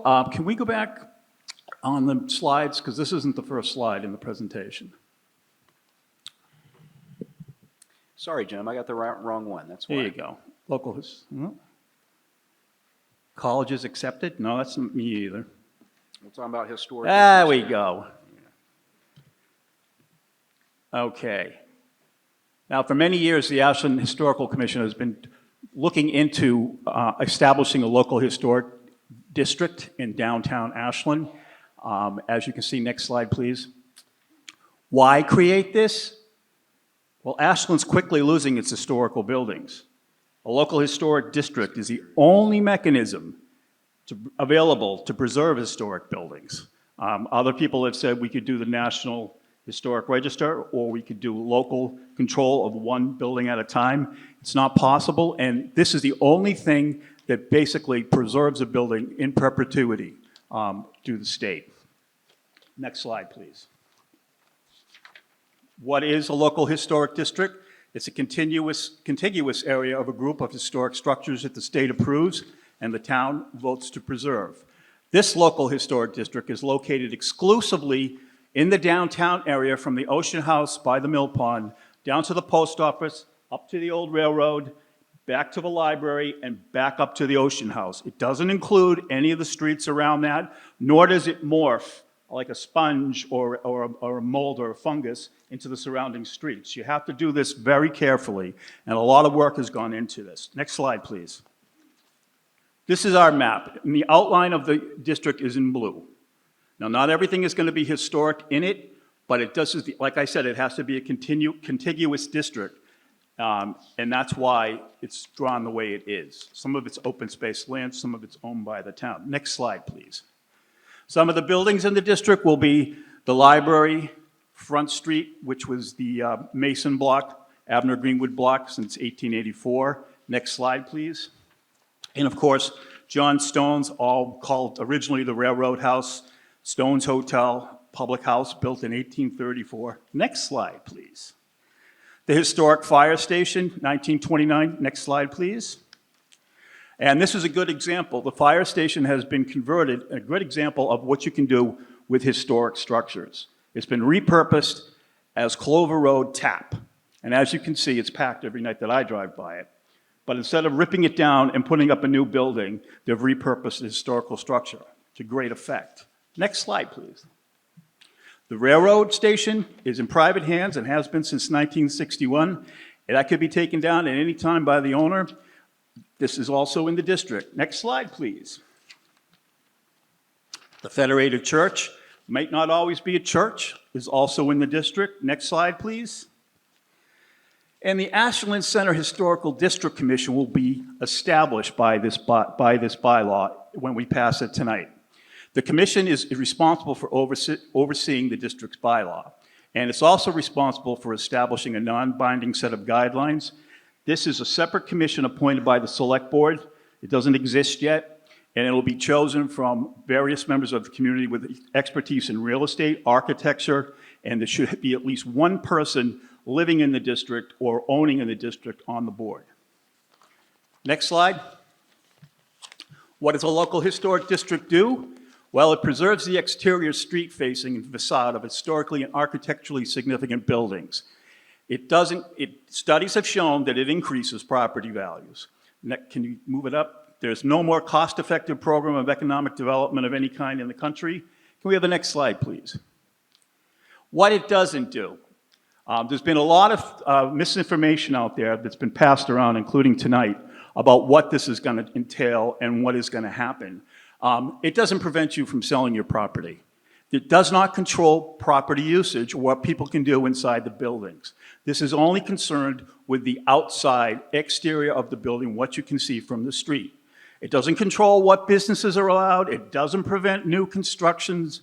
And basically, studies have shown that it does not decrease property values. Next slide, please.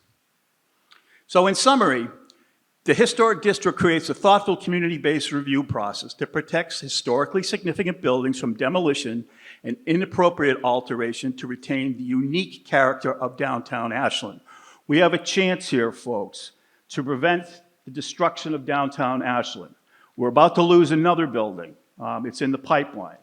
And this is one of the only ways, this is basically the only way a local community can do this. When it passes here tonight, we need 2/3 vote. Passes here tonight, it will go to the Attorney General's office for approval. Then it will be recorded in the Registry of Deeds. The new commission will be set up, and it will go by the bylaws, and it will adjudicate things in the district as they come up. So, thank you very much. I hope you're all with us. Thanks. Thank you, Mr. Nick. Hold your applause, please. To allow discussion, I'll entertain a motion that the town establish a local historic district to be administered by a historic district commission as provided for under Massachusetts General Law, Chapter 40C, by amending the Town of Ashland bylaws by adding a new Chapter 32 entitled Local Historic District as set forth in Article 14. Do I have such a motion? So moved. Before we begin discussion, which I think will be robust, I want to let everyone know that I was asked prior to town meeting if I would allow property and business owners who are not residents of Ashland to speak on this article. I have historically, no pun intended, I really didn't even notice that until I just read it. I have historically allowed those who could be impacted by an article on the warrant to speak at town meeting, whether they're residents or not, and I will do so again for this article. If you are not a non-resident property owner and wish to speak tonight, please provide your name, the town in which you live, and the property or business that you own prior to beginning your comments. Discussion. Curtis Hoffman, 58 Hilldale Road. I am a member of the Ashland Historical Commission. I just wanted to make it absolutely clear that the boundaries of a historic district are established with approval from the Massachusetts Historical Commission, and if voted on by town meeting, cannot be altered by contraction or expansion without subsequent approval by the Mass Historical Commission and voted on by town meeting. So there is no possibility, as Jim said, for the boundaries of the district to spill out beyond those which Mass Historical has approved. Thank you. Thank you. Brittany Krausner, 70 Pennock Road. I also own the Lunkers building, which is included within the map. I'm incredibly shocked to hear that a lot of time and effort has gone into this.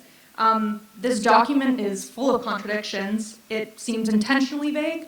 It's far too broad and concerningly so. Most of the points are up for interpretation. You can see my notes throughout. I've heavily annotated it, something I learned here in Ashland High School. So my concern here is beyond the fact that this document is extremely poorly written. is the fact that this directly affects people in this town. I live in this town, and I own one of the buildings that we were speaking about this evening. The town of Ashland already makes it exceedingly difficult for businesses to own and operate, something that I have experienced throughout my time owning and renting to businesses.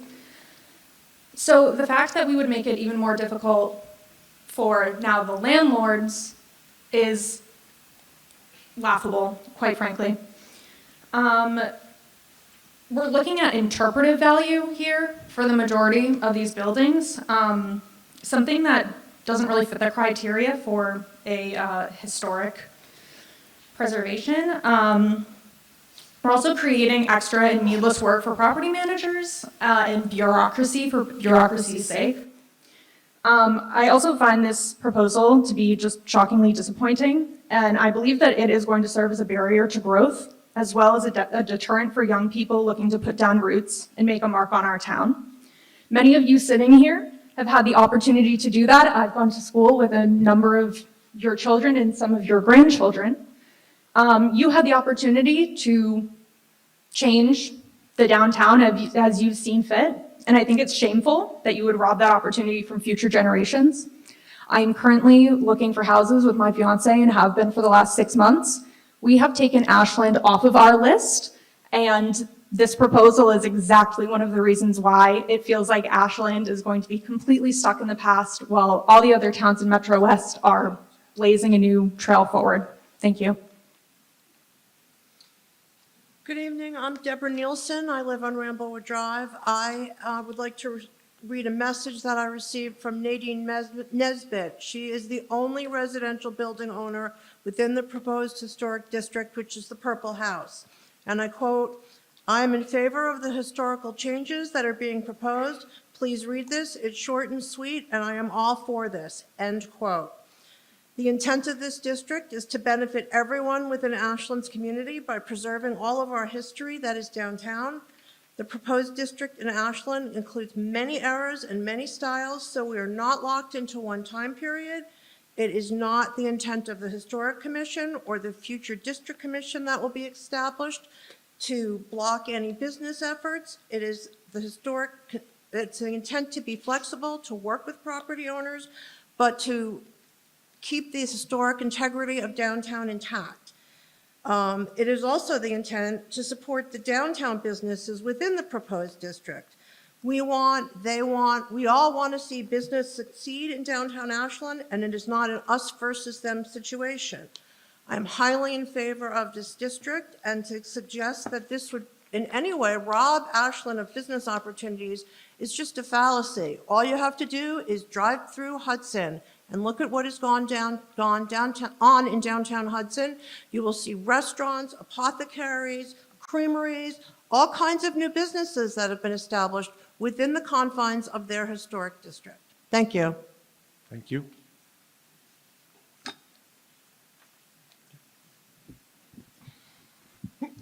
Here we go again.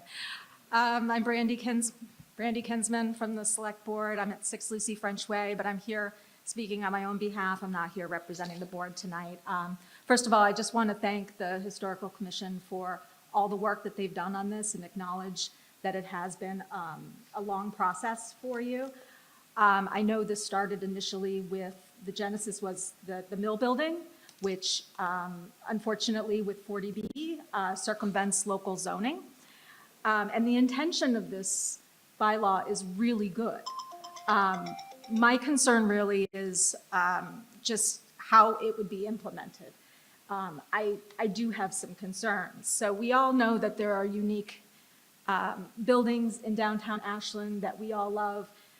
Jim talked about the Federated Church, Stones. Those buildings should absolutely be preserved. It adds to the character and the uniqueness of Ashland. But there are many parcels that are on this list that would not necessarily be those that we would want to preserve the facades. The young lady in front of me had talked about Lunkers. That is an old building. It is a historical building. But I am not sure that as a community, we want to ensure that that building facade never changes. And so when we look at how this would be implemented, a better approach, I believe, would have been to establish individual building local historic districts, and other towns have had a lot of success with this. Wellesley has 5 individual local historic districts. Needham has one in front of the Attorney General. The city of Somerville has over 200 individual local historic districts. It is something that could be targeted and would be much more, I think, applicable to our downtown rather than this blanket approach. We have invested millions of dollars in revitalizing our downtown, and we have seen private investment come in to support that. We saw that with, we've had new businesses come in, Crossroads PT, we've had Sub-Zero Ice Cream, and most recently Clover Road, and that has added to the vitality of town. And I'm just concerned that this particular bylaw would not serve the community in the way that the community intends it to. So my personal view is that this particular bylaw, as it's written, should not be passed. Thank you. Jim, if a question is asked, you can certainly answer it. A concern is her opinion, so there's really no response to her opinion.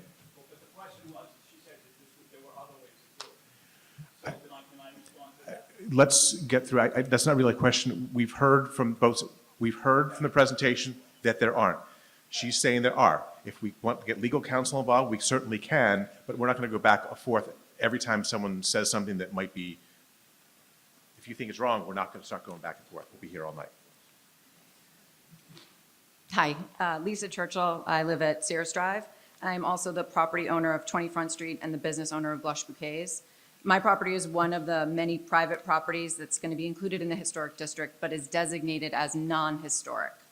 When I bought Talvies 6 years ago, I knew I wanted to bring something new to Ashland. It was maybe somewhat of a romantic dream to buy a downtown flower and gift shop like we see in the movies, but we've done it for the last 6 years. And I'd like to think that my business represents the new vision for downtown and all that it can become, hand in hand with the improvements that the town has been making in downtown. At least once a week, a customer will tell me how happy they are that Blush is here in Ashland, and they wish there was more of the same. They want to see a thriving downtown with stores, restaurants, events, and more. And it's starting to happen with my business, with my friends at Sub-Zero, our new friends at Clover Road. But the proposed historic district will slow or stop any further development of that kind. There's nothing I want more than an adorable downtown. This proposed historic district will not create that. It will not encourage us to update our buildings. It will not provide grant money for us to pay for the increased standards they're imposing. It will not promote growth or new business. It will simply tie us up in paperwork, restrictions, and increased costs while freezing our downtown in time. There are currently no storefronts or buildings available for rent or purchase, so where can new businesses go without some level of development required?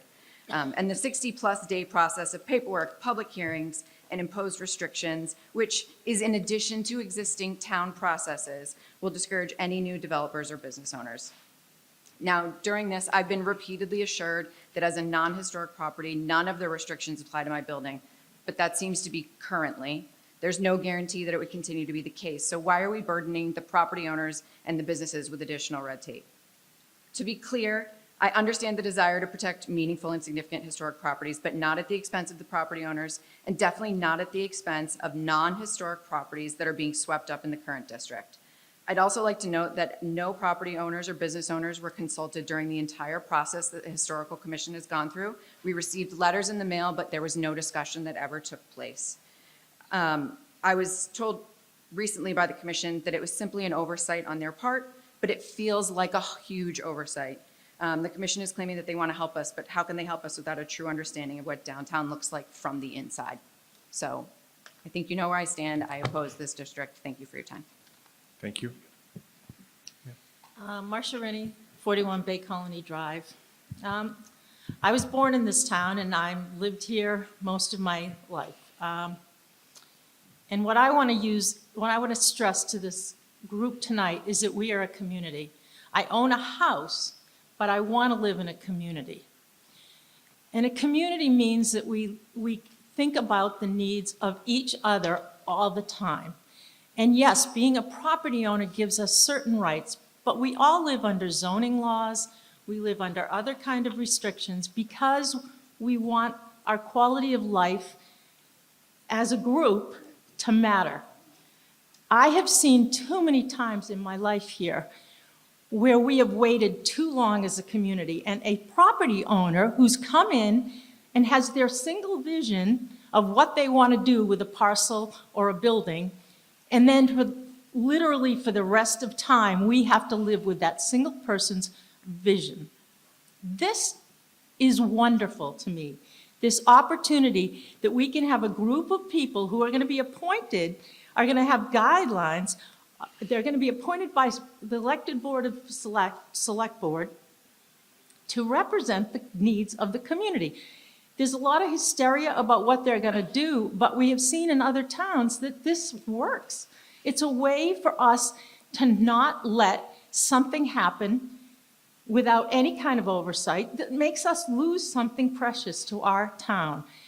And I'm really sad. I'm so proud of Nadine, who wasn't here, but sort of stepped up to say, this is a good thing. Because, yeah, maybe it's some restrictions on me, but I'm thinking about the larger community. And this could be a really good thing. Let's think 100 years from now. And maybe if we do the right thing tonight, our children's children will be able to appreciate the history of our town. And I'm sorry if I'm a little emotional, but I'm so tired of Ashland being $1 short and a day late on these kinds of things. So please, let's have some vision. Let's think about a community and how we can work together through a group of citizens who care about our community and our history. And so I am strongly in favor of this. Thank you. Please, I'm not going to tolerate outbursts. I promise I won't. Okay. It's John Ellsworth, 22 High Street Extension. I would like to talk a little bit about experiences that Margot and I had when we moved into downtown. We moved into a place called 81 Main Street. Glam Beauty Parlor is there now. They own both of the doors. We renovated a small space for 4 agents and an administrator, added heat, added air conditioning, did the stuff to render it useful. Within a year, we'd outgrown the space. And we went looking for space, and we looked at Telecom, inappropriate. We looked at the office behind Stone's Inn, not available. We looked at the granite buildings, decrepit. That's the best word that I can use for the condition of the building. I know we all love the look of the building. It was unworkable. And happily, 91 Main Street came available about the time that we were looking. And we took a lease on 2,000 square feet. We went in and gutted it and added 4 conference rooms and an airlock and an expensive rug. The rug was the most expensive thing that we put down. It surprised the heck out of me. New heating, new air conditioning, land, local area networks, all the kind of stuff you have to have a real office building. We added 2 conference rooms, 8 workstations, lots of stuff. 2,000 square feet is workable. Within about 5 or 6 weeks of us moving into the space, the selectmen had found, and I wasn't on the board at that time, I had left the board. A committee of 3 people came by reviewing downtown. So this has been going on quite a while. And they walked into our building and they said, oh, you've done a pretty good job inside, but your front window is really ugly. And it was. It really was. Margot and I were looking for ways of making it look attractive. And you know what was deemed attractive? Downtown Falmouth. And they wanted us, or they suggested, they didn't say they wanted, that we put some cubby holes in the front window and we display various real estate pieces in it and basically dress everything up. Well, we had looked at that, or rather I had looked at it. It's called cabinetry. It was a $25,000 addition to the thing, just to have the cabinetry in the front window. An impossible suggestion. And that's my concern. I refer to a committee like this as a cuteness committee. She called it an adorable downtown, okay? I would like a good-looking downtown too. But if you look at the buildings that have been improved upon, take a look at Ralph and Brian Cheever's Ashland Lumber. That looks great. And you know what it meets? It meets the requirement of the planning board and all the things that have to go into building the outside of a building. How does a planning board You got to wrap it up, John. I'm winding up, Adam.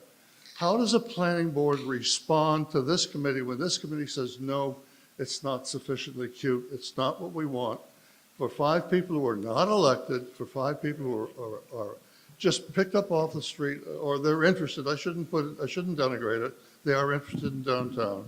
Okay, how do they react to the planning board, which actually controls this stuff? Roberta. Thank you. My name is Roberta Solman, 28 Woodridge Lane. I'm the chair of the Open Space and Recreation Committee and the Open Space and Recreation Committee's representative to the Comprehensive Plan Committee. I wanted to urge people to vote in favor of this. Are you speaking on your own behalf? No, I'm speaking on behalf of the committee. I was about to get to that. I represent the committee, and we voted to endorse this bylaw change and this warrant article, and I'm urging folks to vote for it as well tonight. I think that what we're looking at here is the preservation of what we value and the preservation of things that are really important to us downtown. It's a connection to our past. And in every single open space and recreation plan that we've done, and in the comprehensive plan, residents have overwhelmingly said that the historic preservation of historic buildings are important to them. It affects their quality of life. It's part of the reason they moved to Ashland. And I think it's time that we listened to what the residents want. Otherwise, why do we keep going back and asking them?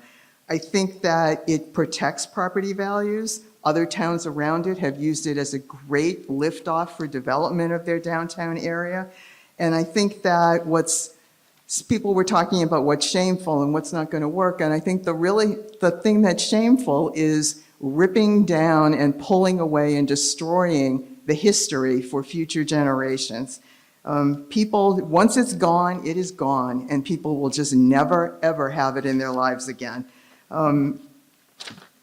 Someone more eloquent than I said, history cannot be preserved without preserving its physical manifestations, for these are the things that are witness to the stories of our past and carry them forward into the future. I think it's incredibly important that we preserve these buildings. Going one building at a time is clearly not the way to do it. The only way to do it, as advised by the Mass Historical Commission, the only thing that gives full and permanent protection is to establish a historic district. And I have 2 questions that I wanted to ask Jim for clarification here. This bylaw, my understanding is that it does not prevent changes to a building. They just have to go through the commission. So all this talk about we can't change a thing ever is really not accurate. And the other thing is that, did you make any effort to reach out to property owners during this process? Thank you, Roberta. Yeah, we did reach out to property owners during the process. We've had 3 years of continual meetings. Letters have been sent out, social media posts have been sent out, and we've had 2 public forums, 1 public hearing, of which many of the people that are speaking tonight were at and had their questions addressed and had their concerns aired. So I'm not hearing anything new tonight. However, what was your other question? Can changes be made? Would changes, I'm sorry, what? Can changes be made to buildings? Changes can be made to buildings, yes. The way the system would work if it's a local historic district, there will be 3 things. It'll be a certificate of appropriateness. It's a minor change will not be affected at all. The only change will happen if a permit has to be pulled. Anything you have to do to fix up the property without a permit wouldn't even come across the radar of a historical commission. Anything other than that, there would have to be, and sometimes, like we said, we want to be flexible. No one's on the commission yet, but the future commission hopefully will be flexible in that if it's a minor thing, if it's not a big deal, if it's not the right kind of thing, but it looks like it should belong, then it's fine. Minor changes can be made. Paint colors are not part of this. Roofing colors are not part of this. The guidelines that are suggested are for builders and developers or property owners, to give them some kind of thing of what a commission would be looking for in some kind of proposed change. They're not written in stone, and they're not the bylaw. They're suggestions. Okay, thank you. Thank you. Thank you. Hi, my name is Lauren Crowley. I live on Webster Road. I've been here since 2022. I also run the Sub-Zero ice cream store in the center of town that would be part of this district. I'd like to echo the sentiment that I do think that historic preservation is an extremely important part of our town, our community, and communities everywhere. But ultimately, to me, it feels like Ashland has less of a district, but a few sites that were highlighted tonight. From what I understand from the committee directly is that it's more difficult and cumbersome to establish the sites as compared to a contiguous area, which we're talking about tonight. But most of the commercial space that ends up wrapped up in the district is not historic, but would still end up being subjected to the additional bylaws, by being in the district. I have heard that it's been explained that while certain properties, the one that I occupy currently is not historic and would not be subject to the conditions, any changes to that property would still need to be processed by the commission and by nature of being included into the district, which does add yet another town approval process for a business trying to operate in the center of town. With all of the exceptions that would be likely, that's being talked about here tonight even, it does raise the question as to why so many of the locations are included in this historic district in the first place. As once they are subjected to the extra bylaws, there's no guarantee that the exceptions would come to fruition for those properties. And even if it would be a quick process, it's still an additional task to which an owner or occupant would need to comply. And this could make pursuing reasonable updates more cumbersome for current owners or discourage new businesses from entering the downtown area. So while I believe there is a collective agreement that these historic sites can and should be preserved, the creation of this district may do just as much, if not more, to potentially hinder progress and updates in downtown than it does to preserve the handful of historic sites. We could be using our time and resources to preserve things individually, like we did with Clover Road, like we saw outside of the establishment of a historic district, with partners that can commit to reinventing areas of our downtown while also respecting its history. My colleague from Blush and myself, we actually inhabit a floral shop and an ice cream shop, just with modern takes on it.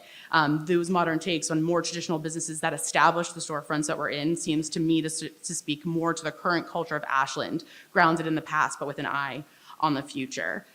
There's also been a lot of citations about being beneficial to businesses, but other historic districts have kind of encapsulated something in time. And I personally struggle to see how freezing Ashland's downtown in the current moment does that in the same meaningful way. So I completely respect what we're trying to do here and ultimately agree that we should be preserving these sites. But from what I've heard on all of these topics is that this blanket district could serve to make things more cumbersome from businesses that are actively trying to make downtown thrive rather than provide any sort of benefit in trying to combat some of the properties that we've already lost. Thank you. Thank you. Sir. Good evening, Bill Novakowski, 39 Lakeview Terrace. I will admit to being somewhat shocked and taken aback to see a document like this being handed out as we walked in. It seems that obviously someone is rather rattled by the prospect that they can't do what they want in the downtown district. We've seen historic properties being demolished and replaced by big box apartment buildings on Main Street, something that really is a visual blight that blocks the view of the church and everything else. Now, the only person who could be damaged by a historical commission, historical district, might be somebody who was planning on demolishing a building and replacing it by another big box apartment. And if you think 128 Main Street is a pretty building and you want to see more of them in downtown Ashland, vote against the historical district. But I ask you to vote in favor along with myself because I like the way this town looks. It's got class, it's got style, and we should keep it that way. Thank you. Enough. I'll end discussion if we have another outburst. Sir? John Dudley, Chestnut Street, Ashland.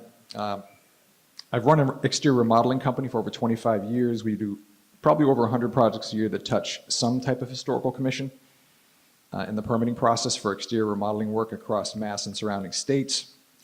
Many of the homeowners or renters in these districts have no awareness that they're in them until they try to get a building permit to do some needed work.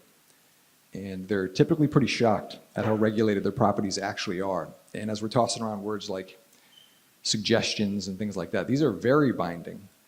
And if you look into some of these details, which you have to do into something like this, they can completely block your ability to get a permit and do this work. So just you have to be really careful when people say things, use words like that. I understand the desire of the historical committee and others to prevent the demolition of historically relevant buildings, but this bylaw is not the right way to do this. I believe it's too broadly applied to the streets included and could have severe long-term consequences on the properties it will regulate. And I think I agree with several of the people that mentioned this earlier, not to mention a major regulatory hurdle, time and cost to do basic exterior remodeling work. So even a quick little look at the way this was set up. The windows that are prescribed, there's even a permanently affixed grill. So just we make money off this too. So the more expensive it is, better for a remodeling company, but it's not good for people that own these. So even the grid configuration on the windows could be 1.5 to 2x the cost.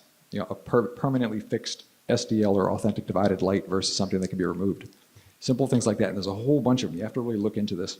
So this ultimately leads to deferred maintenance and a locked-in aged look and potentially even blight. I know we can think of some of the areas like Nantucket where that didn't go that way, but it can do that to downtowns. So the existence of a bylaw and design guidelines, this is the other part that goes along with this, is very problematic, particularly in these towns as you start to get into some cities. So even though the design guidelines are not set in stone, historical committees use these to regulate as they are far more thorough and specific than the bylaws.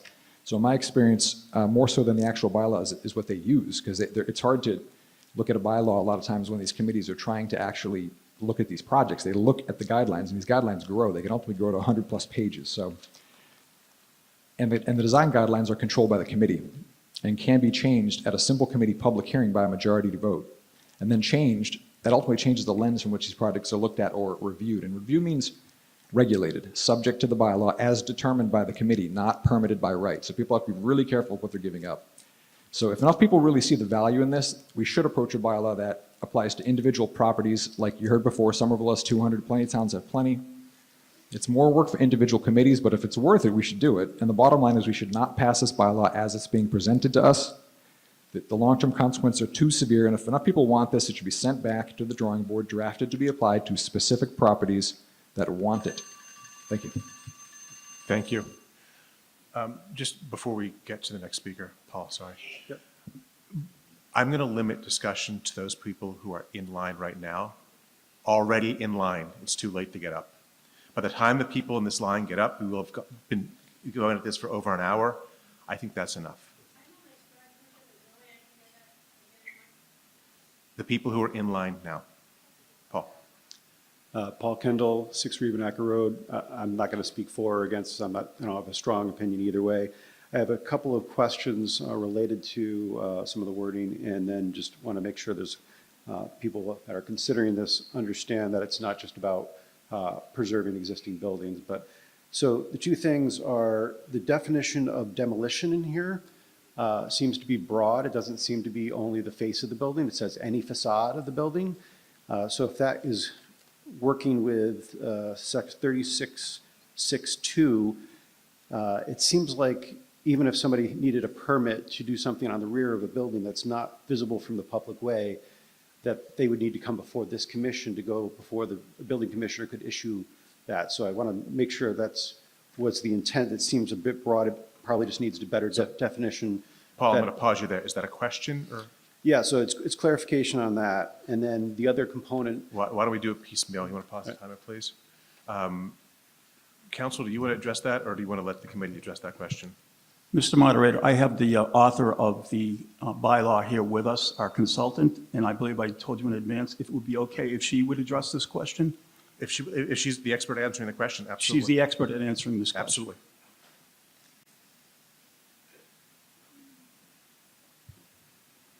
Oh, you've grown tall in Ashland. Well, if you can get the microphone to move.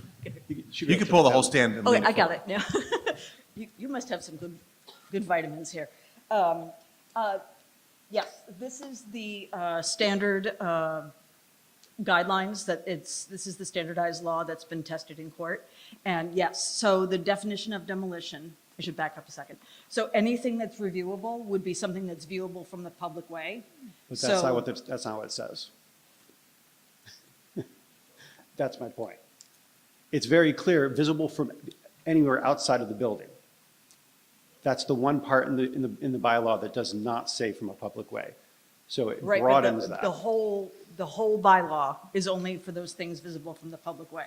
So if you've got something on the back of the You have building. a definition, and then you have an application in another section that says, so I'm just, like I said, that's just a concern. I don't think it was the intent, but the way it reads, and again, I'm just bringing that up as a, so.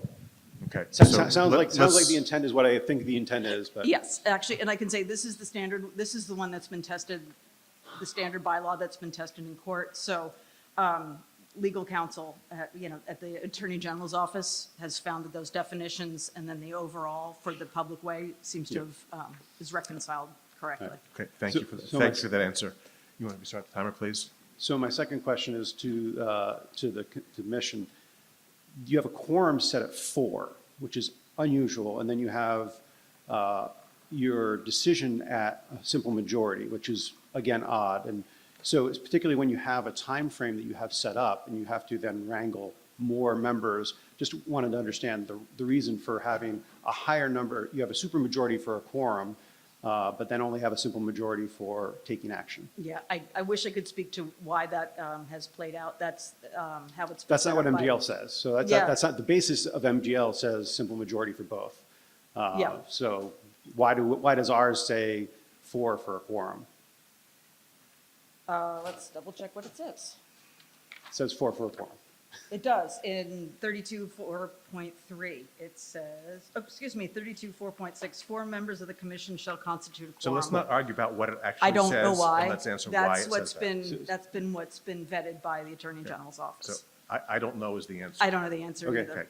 It's- Oh, And yeah, then, anything so else? the other component that I was going to say is, we've talked about preserving the buildings.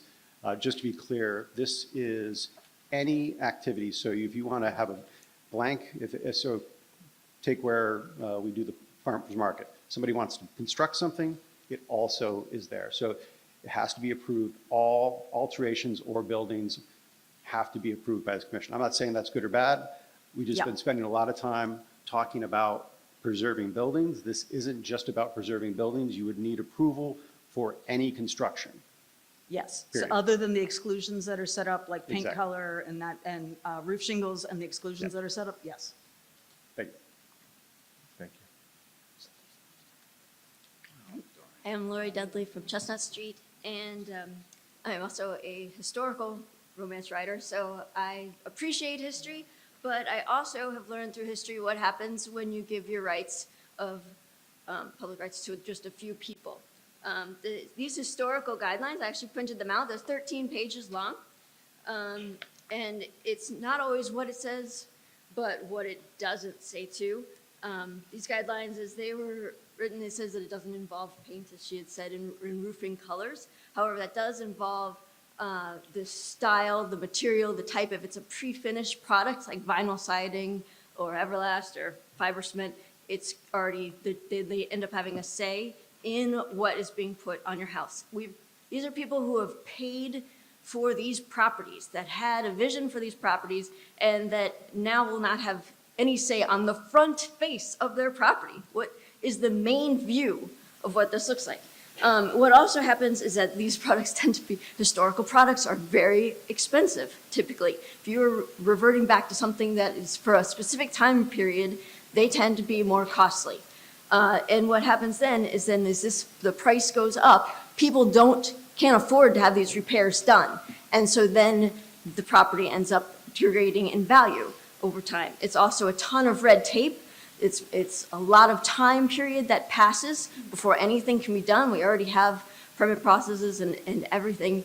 And also somebody had said something about a cohesiveness that they wanted for the town. We have a planning board already in place that provides a cohesiveness for our community. So that's all. So I would prefer this not to pass. Thank you. Thank you. My name is Margot Ellsworth. No, I'm sorry, Margot, we're moving over Oh, here. sorry. No worries. She can go. That's fine. Kathy Rooney, 136 Fountain Street. So before I went to one of the hearings, so the Historic Commission, I ran into one of my new neighbors who owned a historic building on my street in town. And I started talking to him about what he was doing. This property is not part of the historic district, but this property owner has been consulting with the Historic Commission already because they have lived in town for 30 years. They understand that they've bought a historic property and they understand the value of keeping that property, the facade, the front-facing facade looking historic because they understand what it does to the vistas in the town and what it looks like. So I'm really confused. That person's a business owner in town. I'm really confused when I hear all these other business owners saying they don't want to comply and that they think it's too expensive.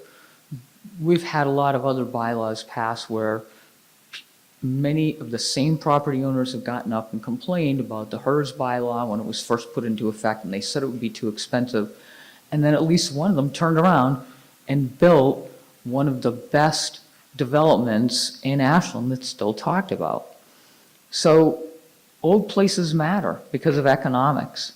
Old places are deeply beneficial to people because of the way they give us a sense of continuity, belonging. They inspire us with beauty, awe, and sacredness, and because they tell about history and learning, and because they foster healthy, sustainable communities.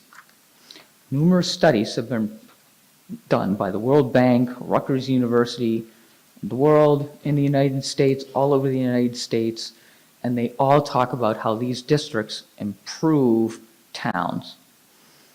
As if old places are only worth keeping for economic reasons, or if they can justify themselves economically, combined with the many other benefits, the benefits that are hard to measure economically, which are deeply beneficial for people, keeping and retaining old places seems like a no-brainer. I object to the notion that everything in life has to be reduced to an economic equation. But imagine if these studies could capture the full value of the benefits old places give people, the sense of identity and belonging, the awe of beauty, the creativity and imagination. The valuation would be, as Randall Mason put it, calculating the incalculable or pricing the priceless. Thank you. Thank you, Kathy. Margot. Hi, I'm Margot Ellsworth, 22 High Street Extension here in Ashland. Been here 50 years. Came here because we had privacy, because we had space, because we had a great school system. And it truly is a good school system. In the presentation for this change, I'm hearing a lot of iffy kind of dialogue. Hopefully the next committee, when it's formed, will do this. Hopefully, I don't want hopefully. You need to know when you vote on something like this ruling, this change, you need to have your absolutes lined up. Now, I have a deed on my property, and probably if you own a house out here in this town, you have a deed. You pay your taxes, you pay your insurance. You have control of your house or your condo. However, if you want to do a change on your property, you go through many tiers to be able to bring that change about. Now you're adding another tier. It may cost you more money. So now somebody else has control over your house. I don't want to have anybody else have control over my property. I pay the taxes, I pay the insurance, I maintain it. No one should be able to tell you what you can do with your home. So that is there are enough controls as there are. And when I hear the word hopefully, it makes me nervous because you really don't know what you're voting for in absolutes. Thank you. I am against this measure. Thank you. Beth? Good evening. Thank you, Mr. Moderator. My name is Beth Reynolds. I am the Director of Economic Development and Community Outreach for the town of Ashland. Over the past 2 years, I have closely followed this planning and discussions surrounding this proposed bylaw. I've watched public meetings, listened to community feedback, and sought out perspectives from those who would be directly affected. Let me be clear, I deeply value Ashland's history and the character that makes our town unique. Preserving our history is important, as seen in our downtown fire station, a great example of honoring the past. However, I do not support the proposed bylaw to create a local historic district. I have concerns about the impact it would have, particularly on our small businesses in the downtown area. This bylaw would create yet another layer of town oversight, another approval process for businesses that are simply trying to operate and make improvements where they can. While the proposed Historic Commission has suggested that changes to non-historic buildings would likely be approved without issue, there is nothing in the bylaw that guarantees that outcome. Once properties are included in the district, they are fully subject to these new regulations regardless of current intentions of the commission. I would like to go back to my reference of the old fire station. Clover Road Brewing poured a large amount of money into that building after leasing it from the town last summer. The process consisted of several meetings, the planning board, design review, and the historical commission. It took months to get through that process. And I fear that if we add another step, it may deter someone from putting the time and money into such an endeavor and just go somewhere else. We already have tools in place to ensure design consistency and thoughtful development.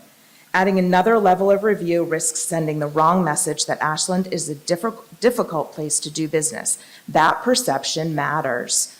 I've spoken to several business owners who are worried about this bylaw, about potential costs, delays, and the loss of autonomy over their own properties. I believe we can protect Ashland's historical character without creating additional burdens that discourage investment and progress. I hope we can find a better balance, one that honors our past without putting our future at risk. Thank you, Beth. Ma'am? Audrey Colson, 3 Shadow Creek Lane. I've lived in Ashland for 10 years now. Before that, I lived in another town. I was actually living in a house in a historic district, lived there for 50 years. The historic district was created about 30 years in for while we were there. And I have dealt with them in replacing windows, getting a sign for a business, adding an addition on the back of the house, and changing the back doorway and extending the porch there. Had to go through the historic district, and I had no problems at all there. So they deemed every project that I had, brought forward to them to be appropriate, because as I was planning and talking with my contractor or architect, I said, this is a historic house. We want to, any changes I make have to be appropriate. So we kept that in mind, and the historic district always passed us with flying colors. So I'm in favor of this. Thank you. Ken Ardell, 26 Deer Ridge Road. I'm actually speaking for Adam Sachs, who couldn't be here tonight. He's at 2 Esther Lane. Adam wanted to point out that he is representing himself solely. Adam grew up in Worcester, where his grandfather started a home window.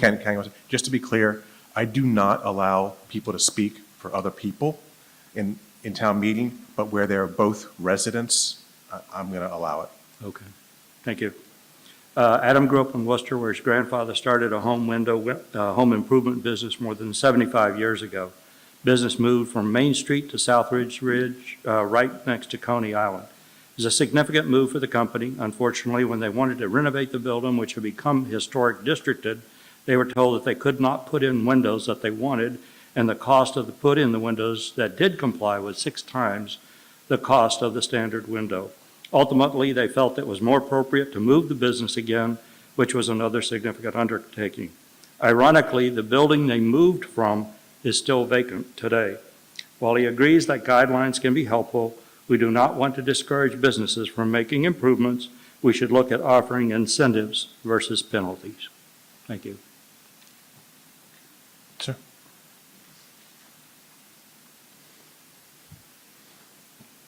Good to go. Sir, yeah. Joel Arbeitman. I have listened very carefully to the people who are critical of this article. And most of them, I don't mean to characterize them as a group, but it seemed to me, and perhaps to you, that most of them were realtors, developers, business owners, and landlords. And all of them are in business to make money. That's not an evil, to seek profits and to have good commerce here in Ashland. We appreciate that. But let's look, and the other key argument that was made was an argument that this is a pile of bureaucracy. We already have way too much, and it's costly and time-consuming, and it's burdensome. And let's look at 128 Main Street, where the church has disappeared. Let's look at the monstrosity that is right on our doorstep at the Mill Building. Who has the power? The residents in trying to craft the community the way they seek to build it? Or the developers and the realtors who make money by destroying our heritage, our historic buildings, and gutting the character of our downtown? And they have the laws in most cases on their side. This is a chance for us to say enough. There's no indication that any of the people who spoke on behalf of this article are unreasonable. I may have this wrong, but I thought there was something where the select board, whom we elect, would appoint at least one or more members, or whatever the mechanism is here.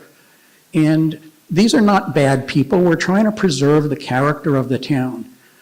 If we don't vote for this tonight, we could lose any building.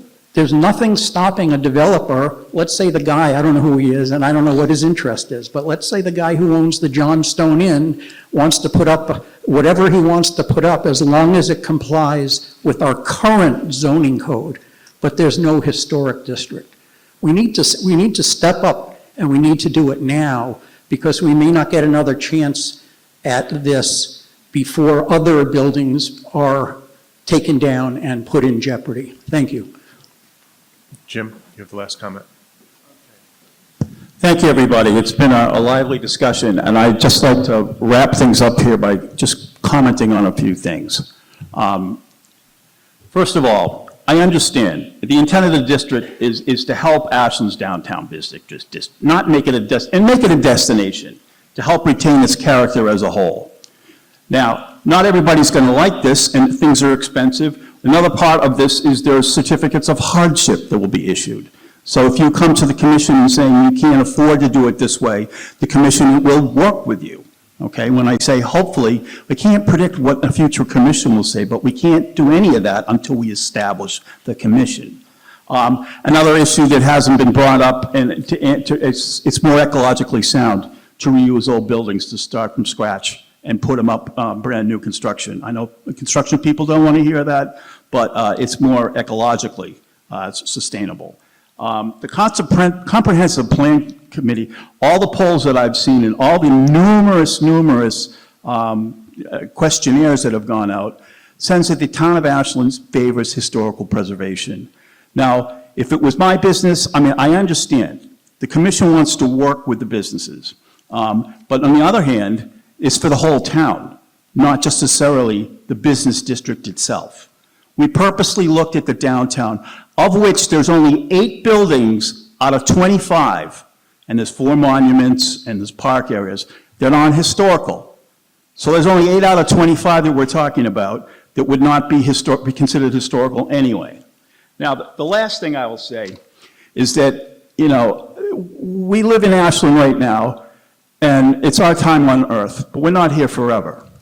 And everybody that owns a piece of property in this town only owns it while they're alive or while they own it, you know? I'm talking about something here, not just for today, but something for the future. You know, and if you don't preserve your past, there will be nothing left for them to see. And like I said, there's currently plans underway for downtown Ashland for a major building to come down.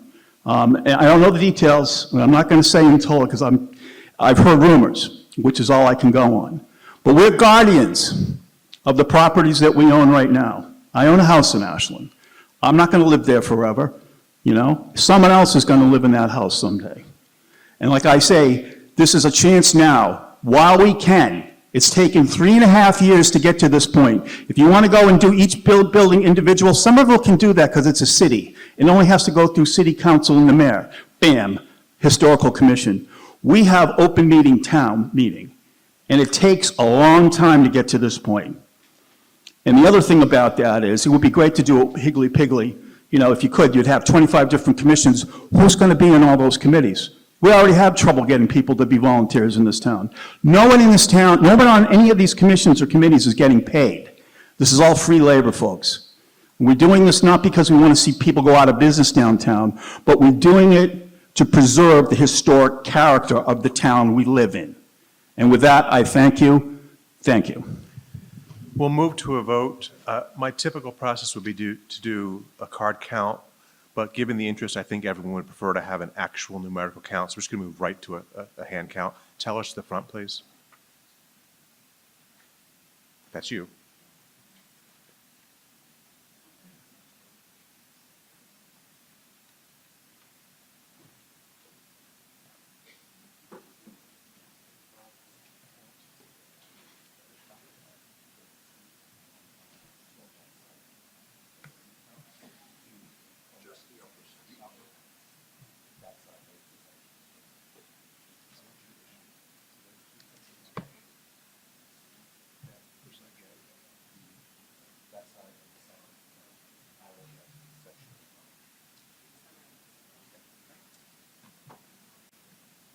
The tellers are going to get into position. And when I ask for your votes, I'm going to ask you, as I normally do, all those in favor to raise your cards. Please keep them raised until the tellers come back here. We want to make sure they've had a chance to count all the votes. So all those in favor of this Article 15, please raise your cards.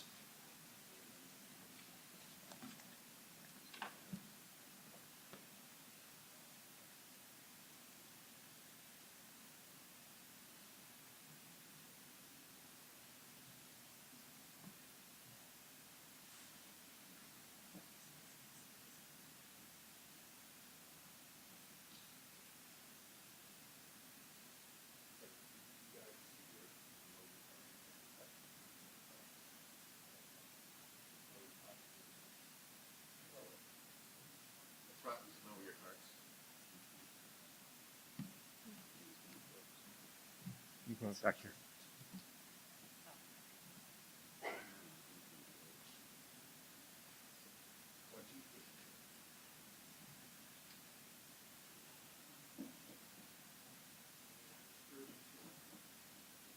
Everyone can lower their cards.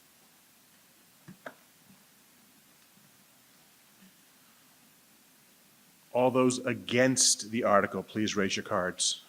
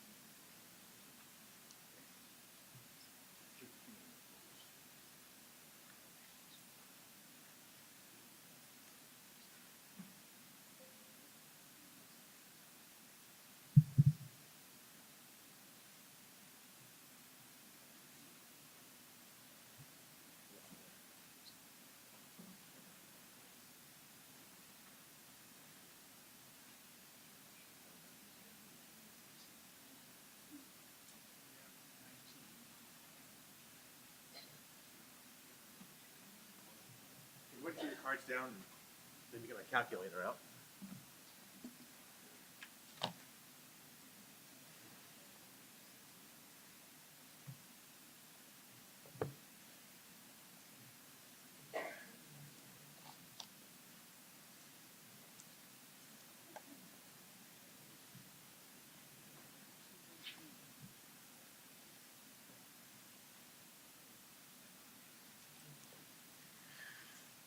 There were 111 yes votes, 66 no votes. Given that this requires a 2/3 margin, it fails.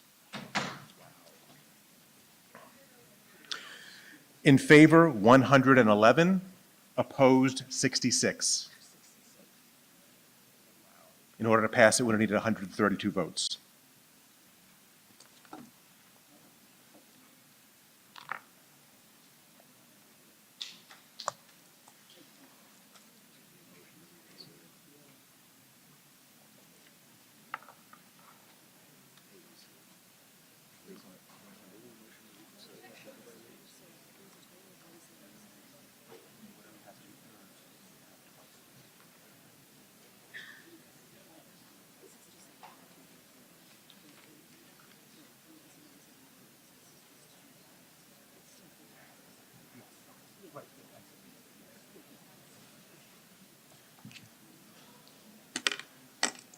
Just to be clear, the clerk verified that I did the math right.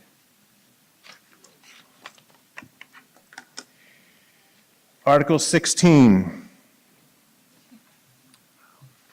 land taking from multimodal trail sponsored by the Select Board. To see if the town will vote to authorize the Select Board to purchase, acquire,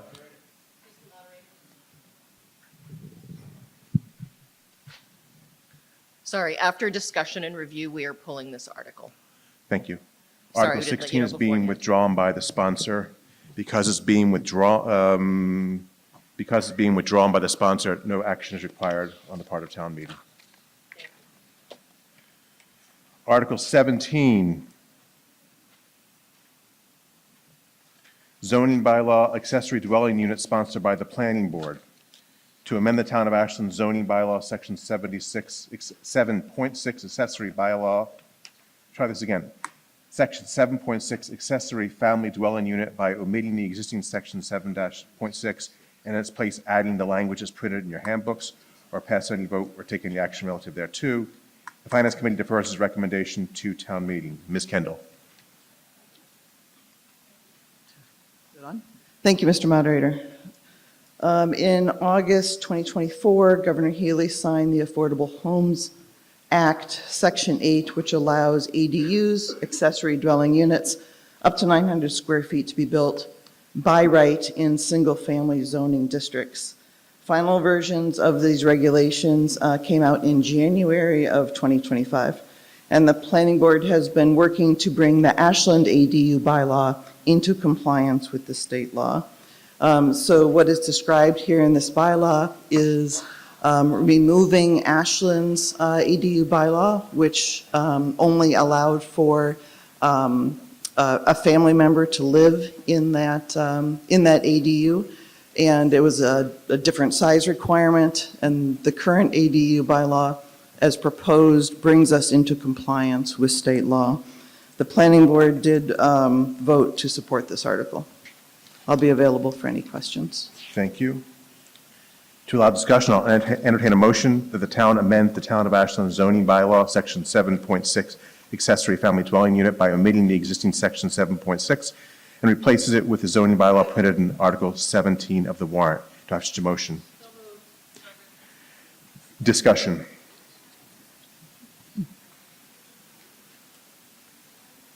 All righty then. We will move to a vote.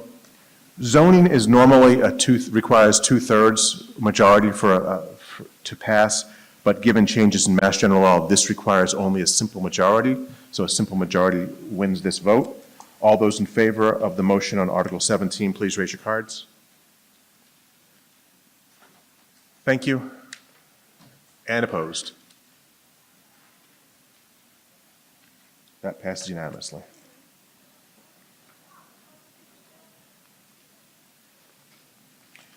Article 18, update bylaw floodplain sponsored by the Planning Board.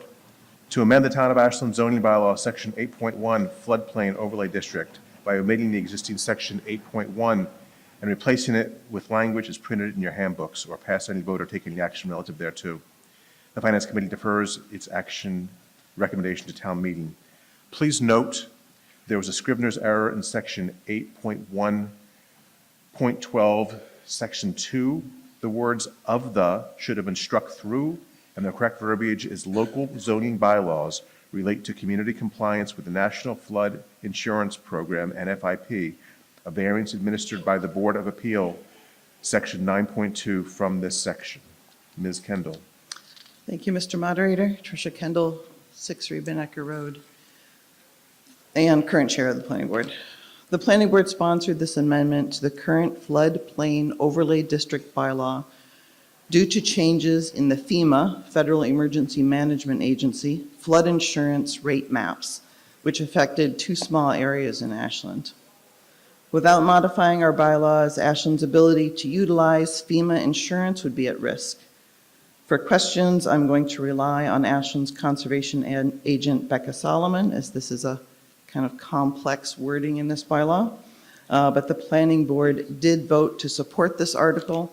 The last time the floodplain overlay district bylaw was updated was in 2014. Thank you. Thank you. To allow discussion, I'll entertain a motion that the town amend the Town of Ashland zoning bylaw, Section 8.1 floodplain overlay district by omitting the existing Section 8.1 and replacing it with the bylaw as printed in Article 18 of the warrant, except that the words "of the" following the words Section 9.2 in Section 8.1.12 subsection 2 shall be omitted. Do I have such a motion?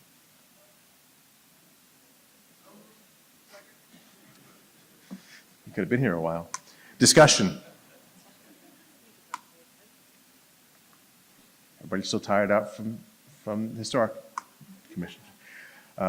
Seeing no discussion, we'll move right to a vote. As with most zoning articles, this requires a 2/3 majority. All those in favor, please raise your cards. Thank you.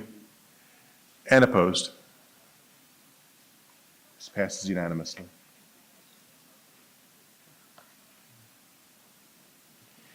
Article 19, update site plan review sponsored by the Planning Board. To amend the Town of Ashland zoning bylaw, Section 9.4.5.3, procedures for site plan review and design plan review as noted in your handbooks, or pass any vote or take any action relative thereto.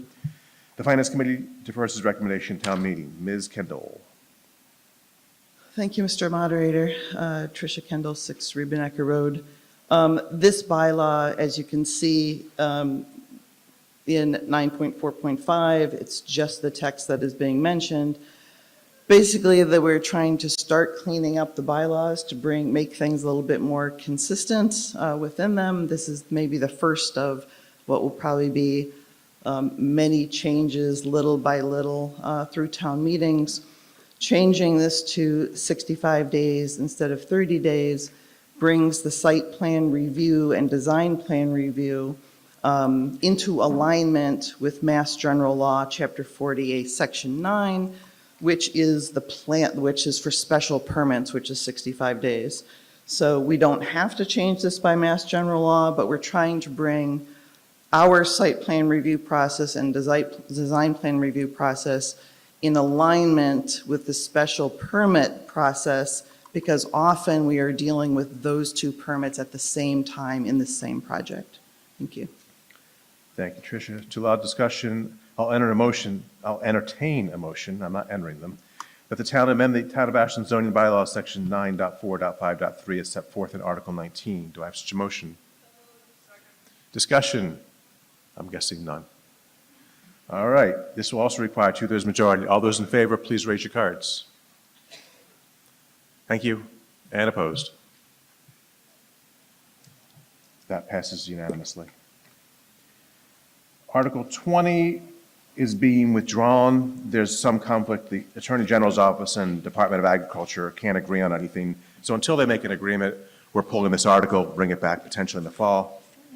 There being no further business, I'll entertain a motion to dissolve. Second. All in favor? Anybody want to stay? Okay.